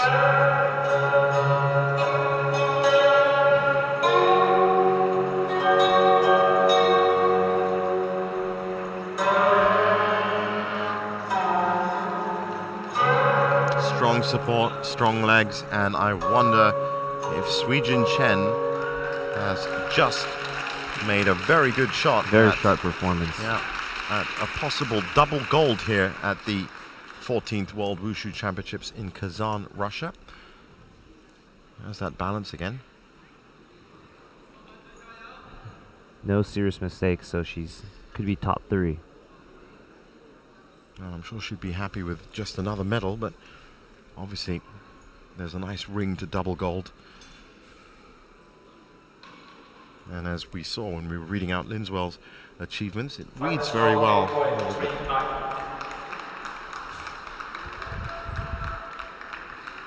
That score, of course, for the other mat.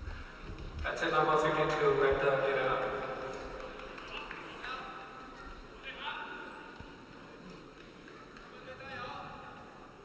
It's very intense, just waiting for them. It is palpable tension. 9.54 in the end. Looks like she got 1 deduction on her kicking height.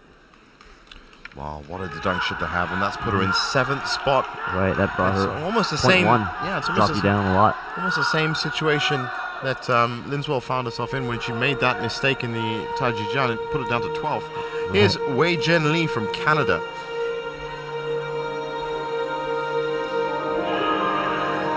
And this is also Wei Jin Lee's 2nd World Wushu Championships.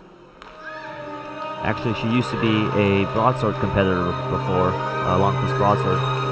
She made the switch over to Tai Chi, I believe, about 5 years ago.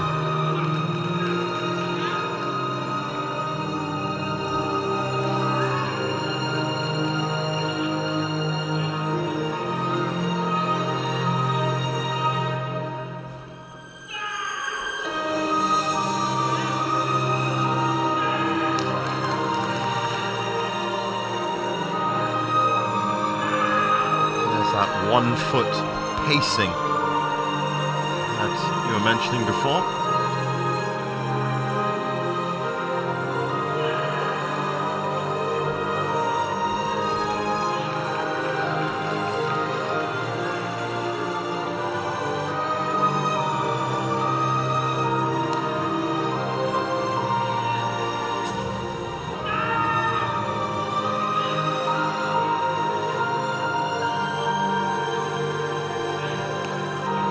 Front 180. Oh, just a little bit shaky on the leg. Coming She down. swayed back and forth.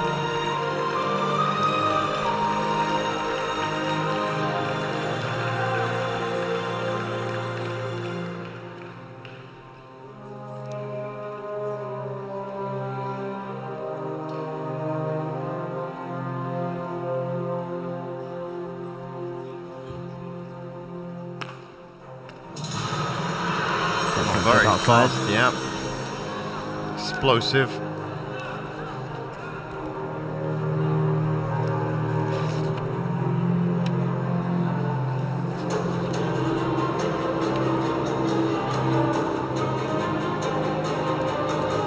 While I can say that the women's Taijijian and Taijichuan have been a real spectacle here at the Gymnastics Palace in Kazan. A real showcase, very essence of martial arts.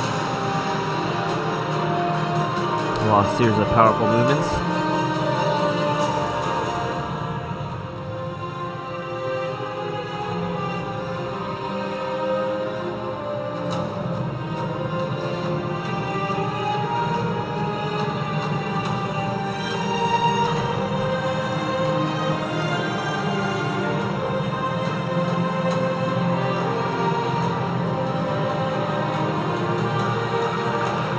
Very nice bounce.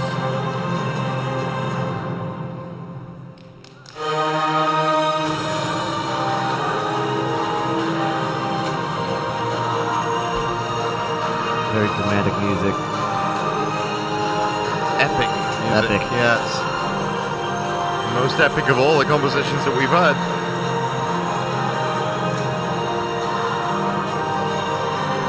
Good landing there, good control.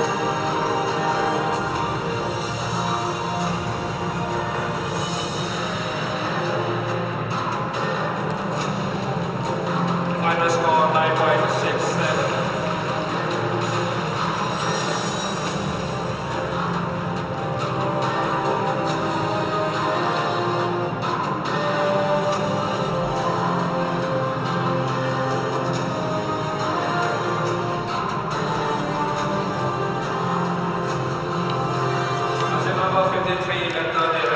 Very nice performance.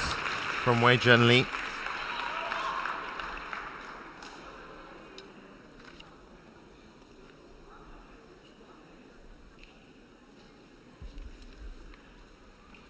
Now looking at the highlights of that, good control, that explosive power in the middle of it. Also showed good movement of the shoulders. 8.75 in the end. And a number of A deductions, 4 of them as I can see. Looks like kicking height was a little too low. She got 330s and 170 for swaying. And lastly, we have Japan's Shiho Saito. Who picked up the bronze, of course, in Taiji-Jan. So, definitely could be a medal contender here. Right at the end.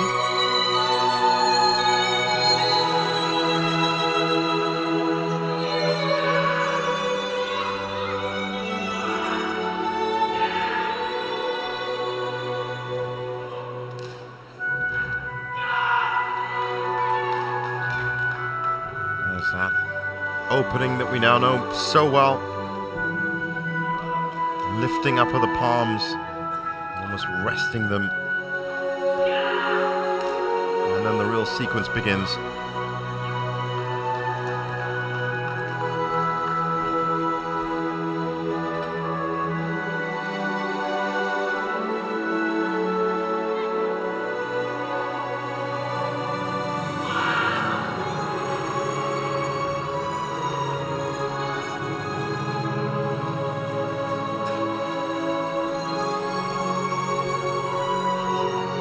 Great balance there. Very nice, clearly above the shoulder.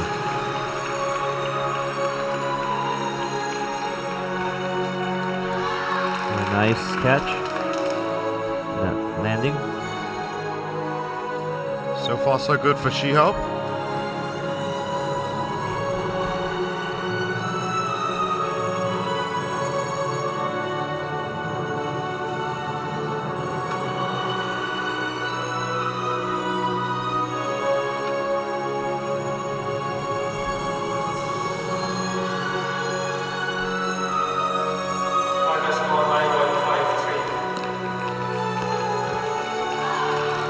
Jump outside 360. Very confident in that jump.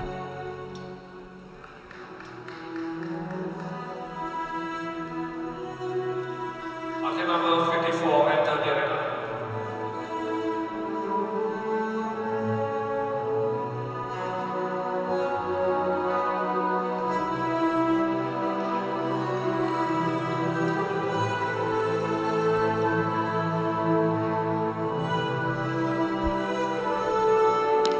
Great rhythm, another great catch off the jump.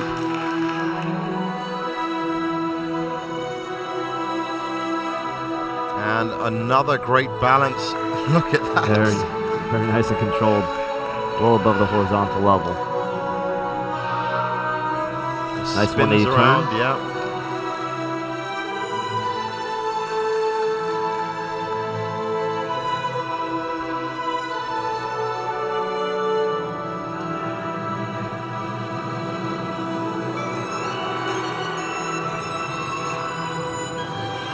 Wow, this is really good, solid finish to the competition.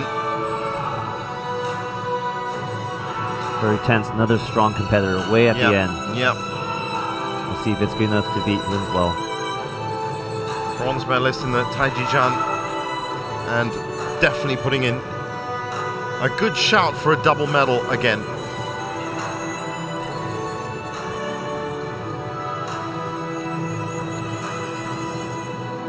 .67, of course, is Linswell's result. Currently holding on to gold. 9.64 for Can Ly Tran from Vietnam in second, which would make the 9.60 from Vera Tan. as the third bronze.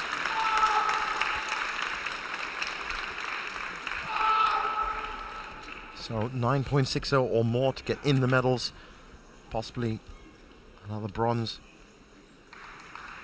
No Those jumps significant very, deductions. Yeah. very controlled.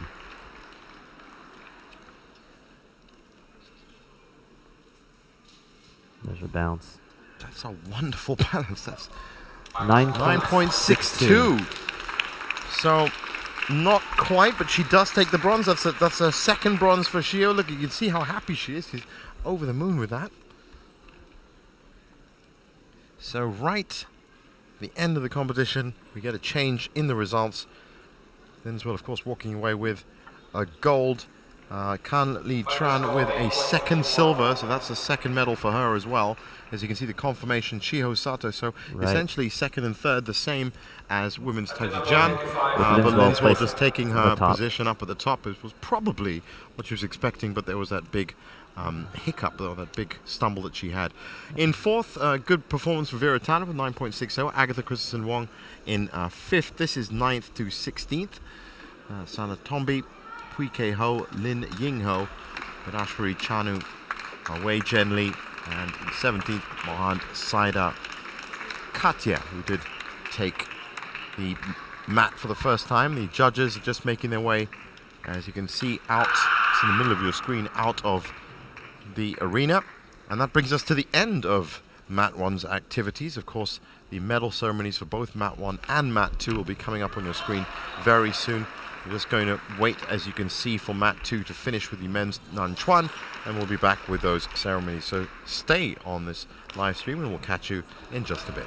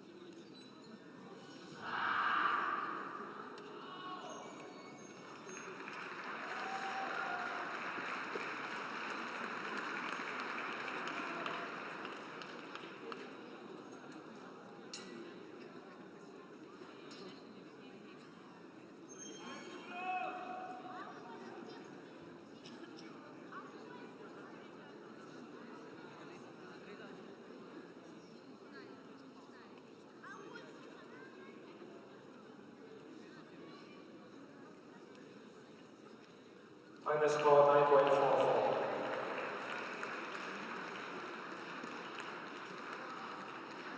At number 56, enter the arena.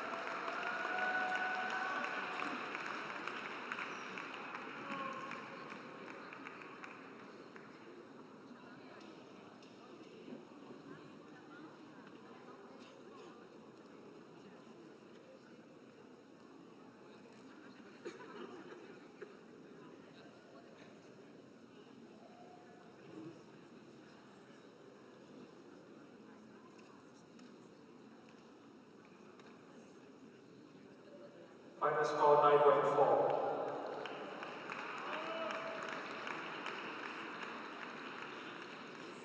At the number 57 at Vienna.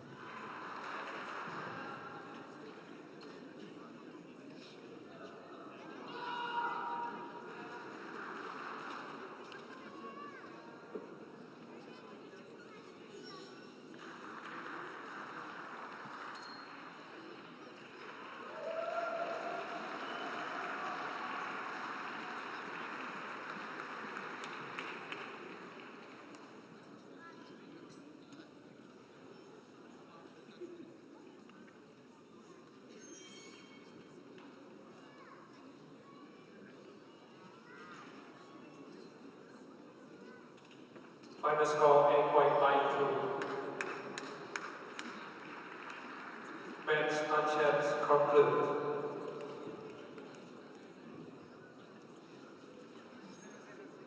This concludes the second session of the third day of the 14th World Wushu Championships.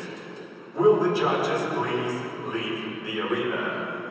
Вторая сессия третьего дня 14-го чемпионата мира по Вушу закончилась. Судьи просят вас покинуть арену.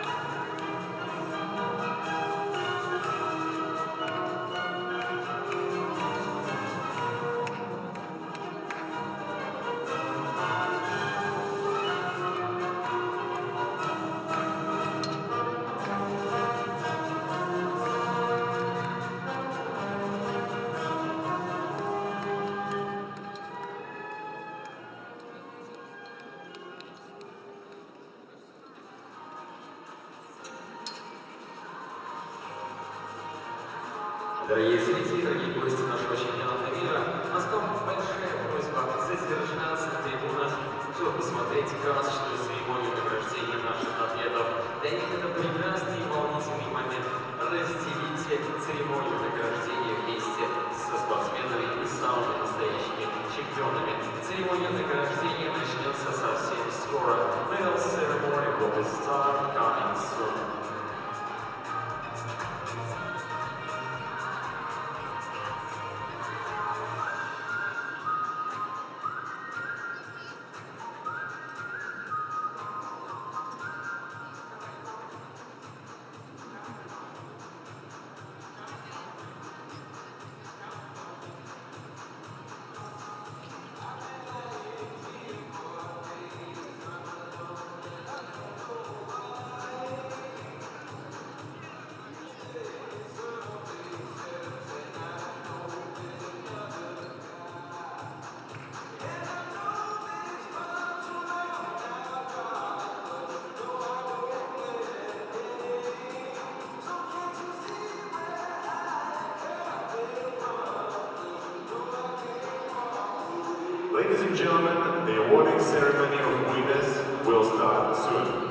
Дамы и господа, скоро начнется церемония награждения победителей. The next session will start at 7:30 in the evening. Следующая сессия начнется в 19:30. Уважаемые зрители, спасибо, что были с нами, и ждем вас после перерыва.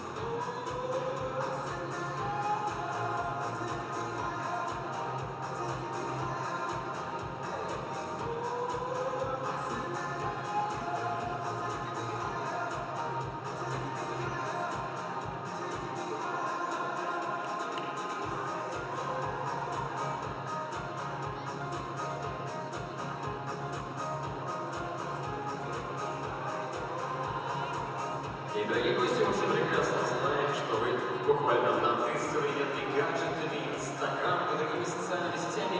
Все свои фотокарточки в Инстаграм выкладываете с хэштегом Казань2017УШУ и абсолютно спокойно рассчитывайте, что ваша фотография может стать лучшей.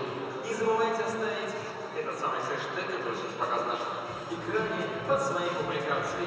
Открывайте свою страничку в Инстаграм и ждите свою, собственно, фотографию на экране.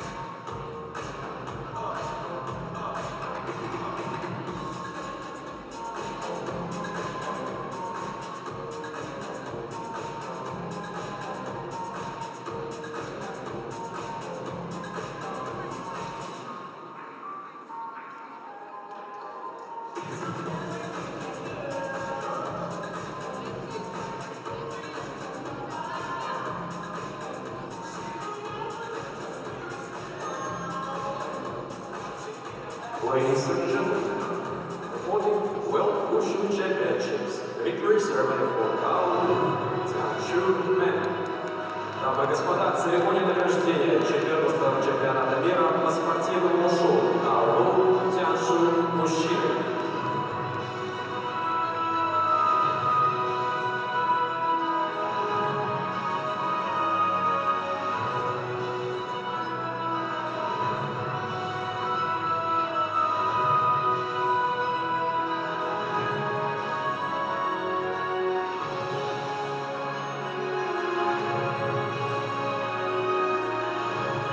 The medals will be presented by Hang Vershbu, Executive Board Member of the International Wushu Federation. Flowers, certificates, and mascots will be presented by Azat Karimov, Director General of the Directorate. Welcome back to the 14th World Wushu Championships in Kazan, Russia. As you can see, the medal ceremonies are now underway. VIPs in position. And I can tell you now, before we get to them, it has been a very good day for Malaysia. It's been, should we say, a comeback, in a sense, for Linswell in Indonesia. Right, But kind of also good some first. great performances from Hong Kong, Vietnam, Korea today. Men's Jiangsu, women's Taijichuan, women's Nangun, and men's Nanchuan.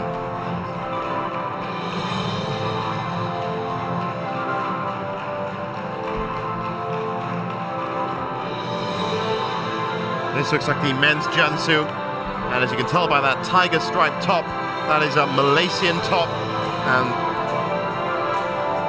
2 medals for Malaysia in the men's Jiangsu. And that is Wai Kin Yep picking up his bronze medal with a 9.53. Republic of Korea. Ha Sung Lee with the silver medal, a 9.60, means Korea have another medal to add to their medal tally.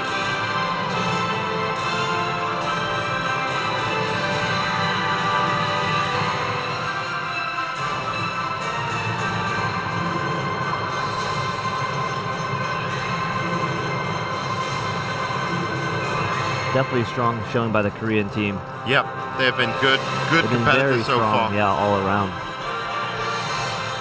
Of course, remember, Korea does have its own martial arts in Taekwondo, so to move off into Wushu and Right. come up with medals like this is wonderful, but they are such an amazing sporting nation like that. And this is going to be the big moment for Malaysians. Wen Song Wong with a 9.64 takes the gold in the men's Jiangsu at the 14th World Wushu Championships. So, double medals for the straight sword for Malaysia. And I did say they had a great Wushu federation, very powerful Wushu federation. They had a good showing at the recent SEA Games, which of course they were the host nation for. But now this is the world stage and the pinnacle of Wushu competition. And they've proved themselves, taking the gold and the bronze. And that Great brings performances, up, Anthony. right. And that brings up their medal count to 1 gold, 1 silver, and 1 bronze. There he is, Wen Song Wong, gold, the men's Jiangsu, and of course this means that the Negara Ku, Malaysia's national anthem, will be played.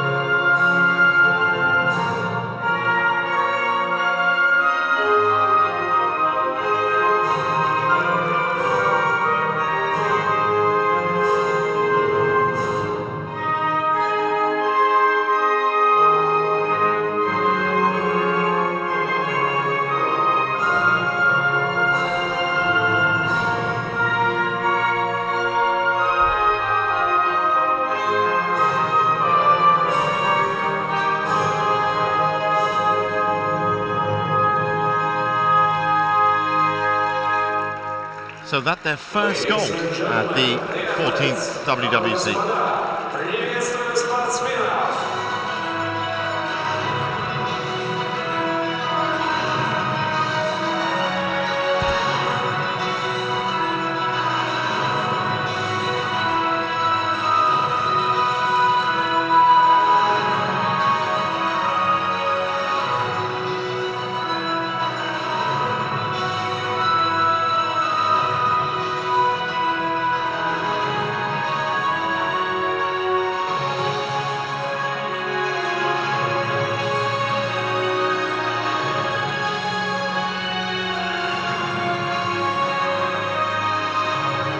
then we'll be right back with women's Tai Chi Chuan medal ceremony next. That is the next medal ceremony that's up. Congratulations once again to Malaysia and Korea for picking up the medals in the men's Jiangsu. Stay with us. We'll be back with more.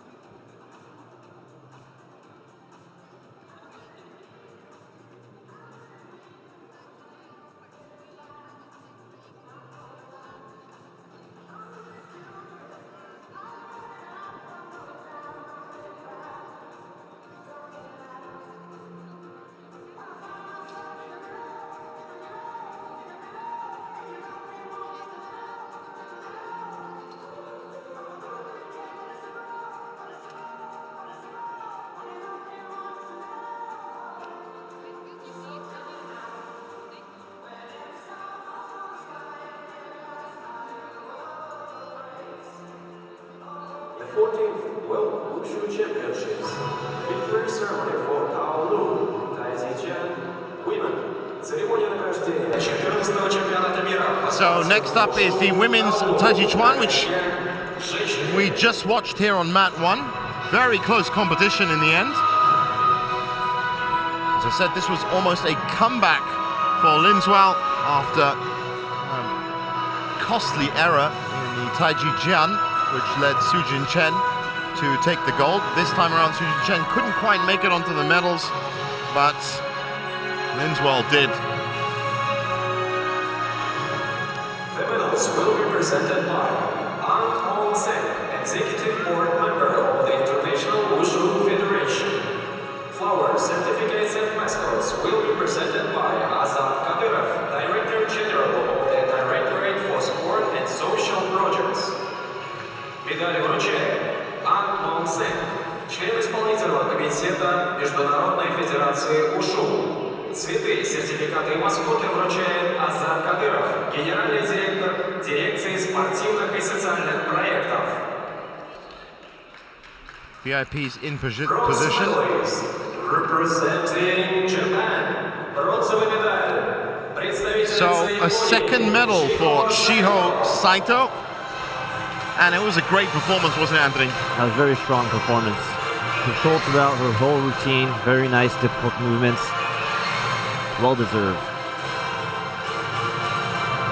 It was definitely very intense towards the end, because she almost had a chance at she was, of course, the last competitor on the mat as well, so it was palpable tension for those last four competitors to see. But this, a repeat of her bronze medal in the Taiji Jian. Double medal for Japan. Of course, this helps the nation's medal tally, and you can see how happy she is to be back on the podium again. Well done to Shiho Saito. Representing Vietnam, серебряная медаль, представительница Вьетнама, Хан Ли Тran Thi. And up next, we have the silver medalist from the Taiji Jian competition back in the silver medal position. Vietnam's Khan Lee Tran Thi, who scored a 9.64.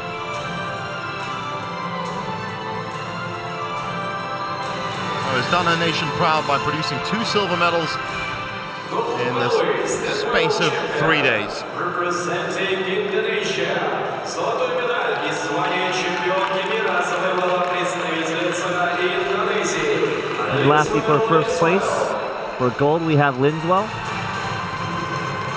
scoring a 9.67. Linswell, I'm sure, would have seen that opening medal ceremony for Taiji Jian and probably would have expected with her results to actually have been up there. It would have been an alien feeling for her to actually watch it. But it really was just a simple mistake. It can happen to everyone. It's not about deserving it, it's the fact it happens, and she probably showed more character in getting over that to come back into the Taiji Chuan and actually dominate the way she did. That was a powerful performance. That was definitely more powerful, really powerful. This is now her 5th time on the podium.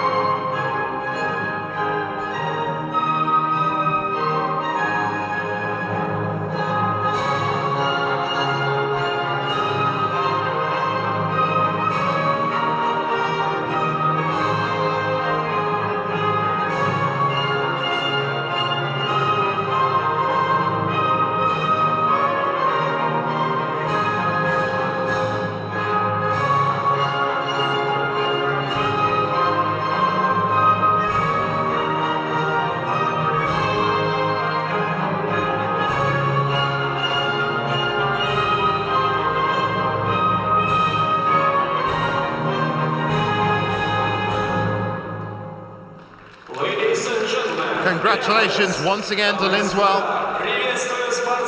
Kan Lee Tran and Shiho Saito are 3 medalists in the women's Taiji Chuan.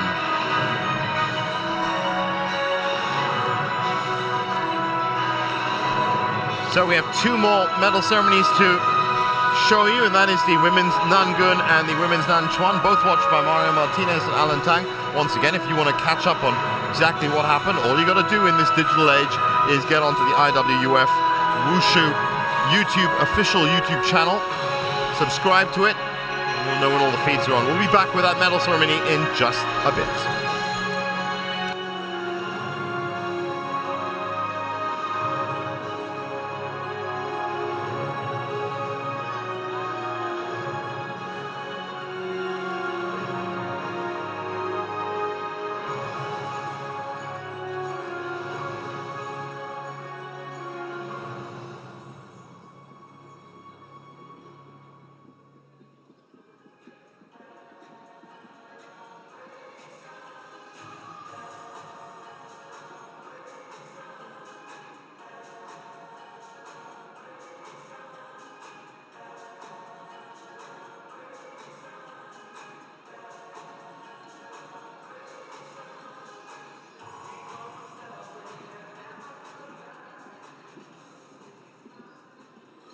The 14th World Wushu Championships victory ceremony for Dao Lu, Nanchuan women.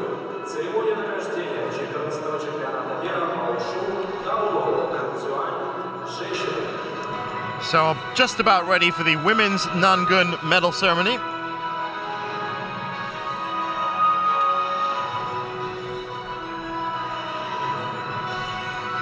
And this was another gold for Hong Kong, with Indonesia picking up another medal and Malaysia continuing their fantastic run by picking up yet another medal. So greatly elevated medal tally on day 3, with 3 medals for them. The International Wushu Federation. Flowers, certificates, and mascots will be presented by Azad Kadyrov, Director General of the Directorate for Sport and Social Projects. Медали вручает Саньи Тан, член исполнительного комитета Международной Федерации УШУ. Цветы, сертификаты и маскоты вручает Азад Кадыров, генеральный директор дирекции спортивных и социальных проектов. Bronze medalist, representing Malaysia. Бронзовая медаль, представительница Малайзии, Чон So Мин Тан. the silver medal goes to Chong Min Tan, and there's that familiar Malaysia tiger stripe top. Another medal for Malaysia. She notched up a 9.59 and was just 0.01 off the silver. That's how close it was in the women's Nangun.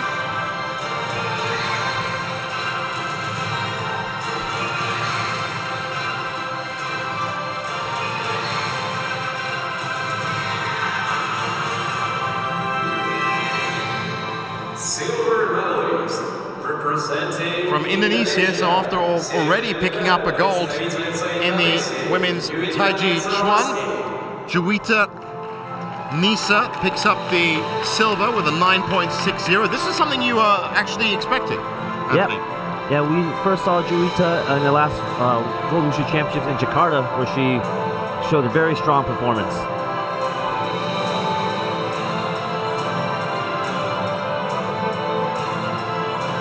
Very happy with her silver medal, and so she should be. Juwita Nisa Wasni, silver in the women's Nangun, and the gold medal to Hong Kong, Jian Xin-hee, with a 9.62. Which makes it now their second gold. Yep. Hong Kong doing well so far in the first 3 days of competition. Of course, all these Sander medals will be dealt at the end of the competition. That's only at the round of 16 stage now. Some of these countries are already getting their medals in, and Hong Kong were already second in the medal table at the beginning of the day. So now up there just 1 medal behind China. Ladies and gentlemen, please stand for the national anthem of People's Republic of The China. national anthem, PR of Hong Kong. Just confirming our medals: Hong Kong, Indonesia, and Malaysia, gold, silver, and bronze.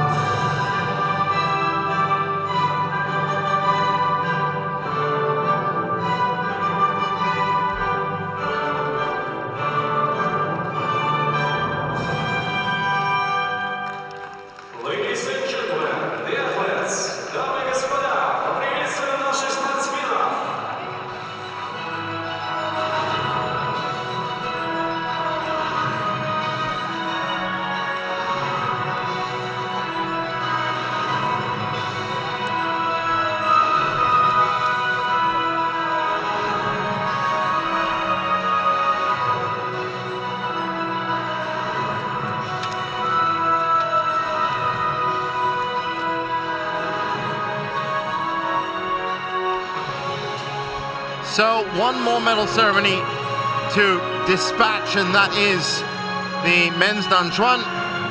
Large group of competitors, 57 competitors took part in that, watched by Mario Martinez and Alan Tang. And it turned out in the end, it was Macau and China that bested the rest. And we'll be back with that in just a bit.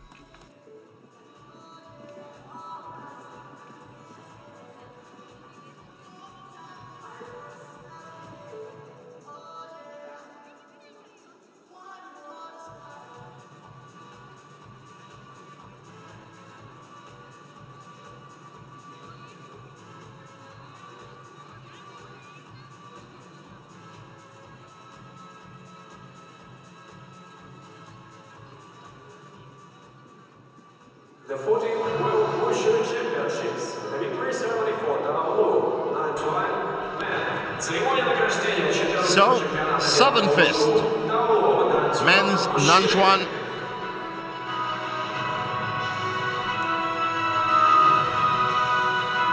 The victory ceremony, the podium, and the medal winners all make their way to the appropriate positions with, of course, the VIPs.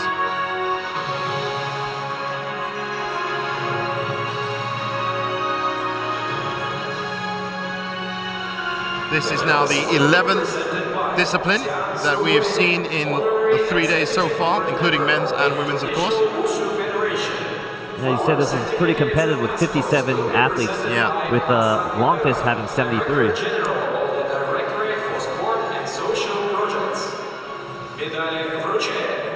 Still plenty of wushu and Tao Lu especially to come over the next 2 or 3 days. Xing Yichuan, Bagua Zhang, Dulian events, all coming up. So don't miss those, but right now, So bronze Kwok medalist. Kan Pam, What? Kwok Kan Pam from Vietnam, Right. With a 9.66. 9.66 to take bronze. Another medal for Vietnam. The second one for today. Yeah. So it's been a good day for Vietnam and Malaysia in terms of propping up and keeping their medal attacks going. I say medal attacks, but of course it is built up over Tao Lu and Sander as well.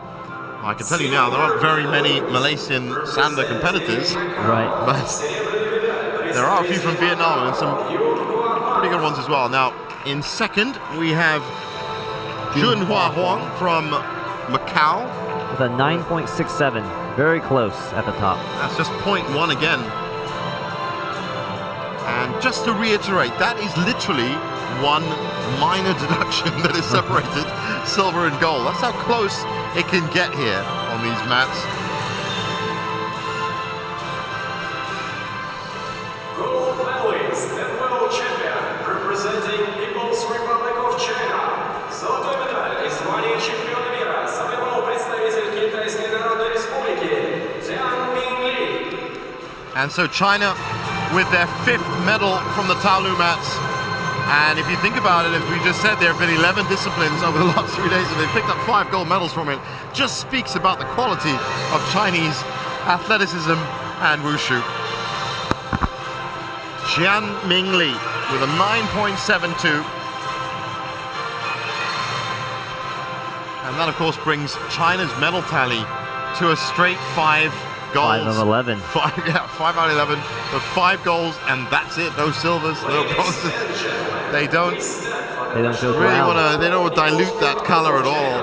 Jian Mingli, Junhua Huang, Kwok Kan Pam, gold, silver, and bronze. So we will again hear the national anthem of People's Republic of China.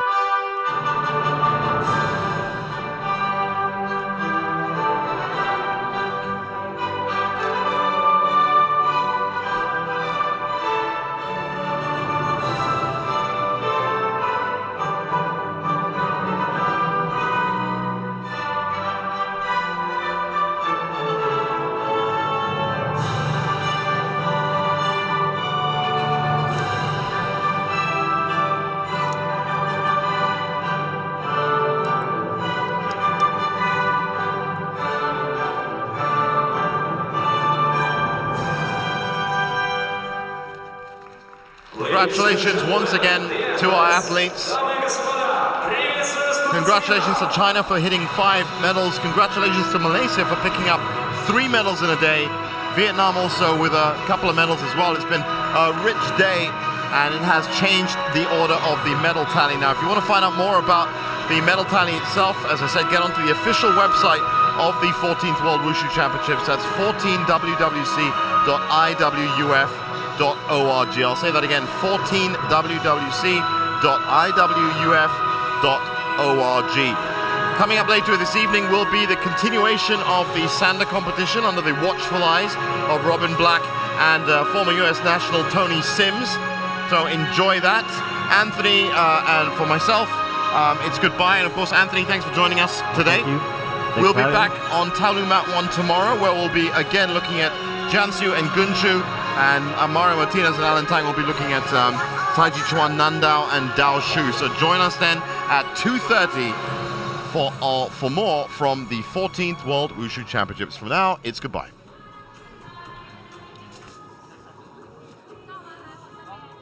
Thanks, guys. Thank you.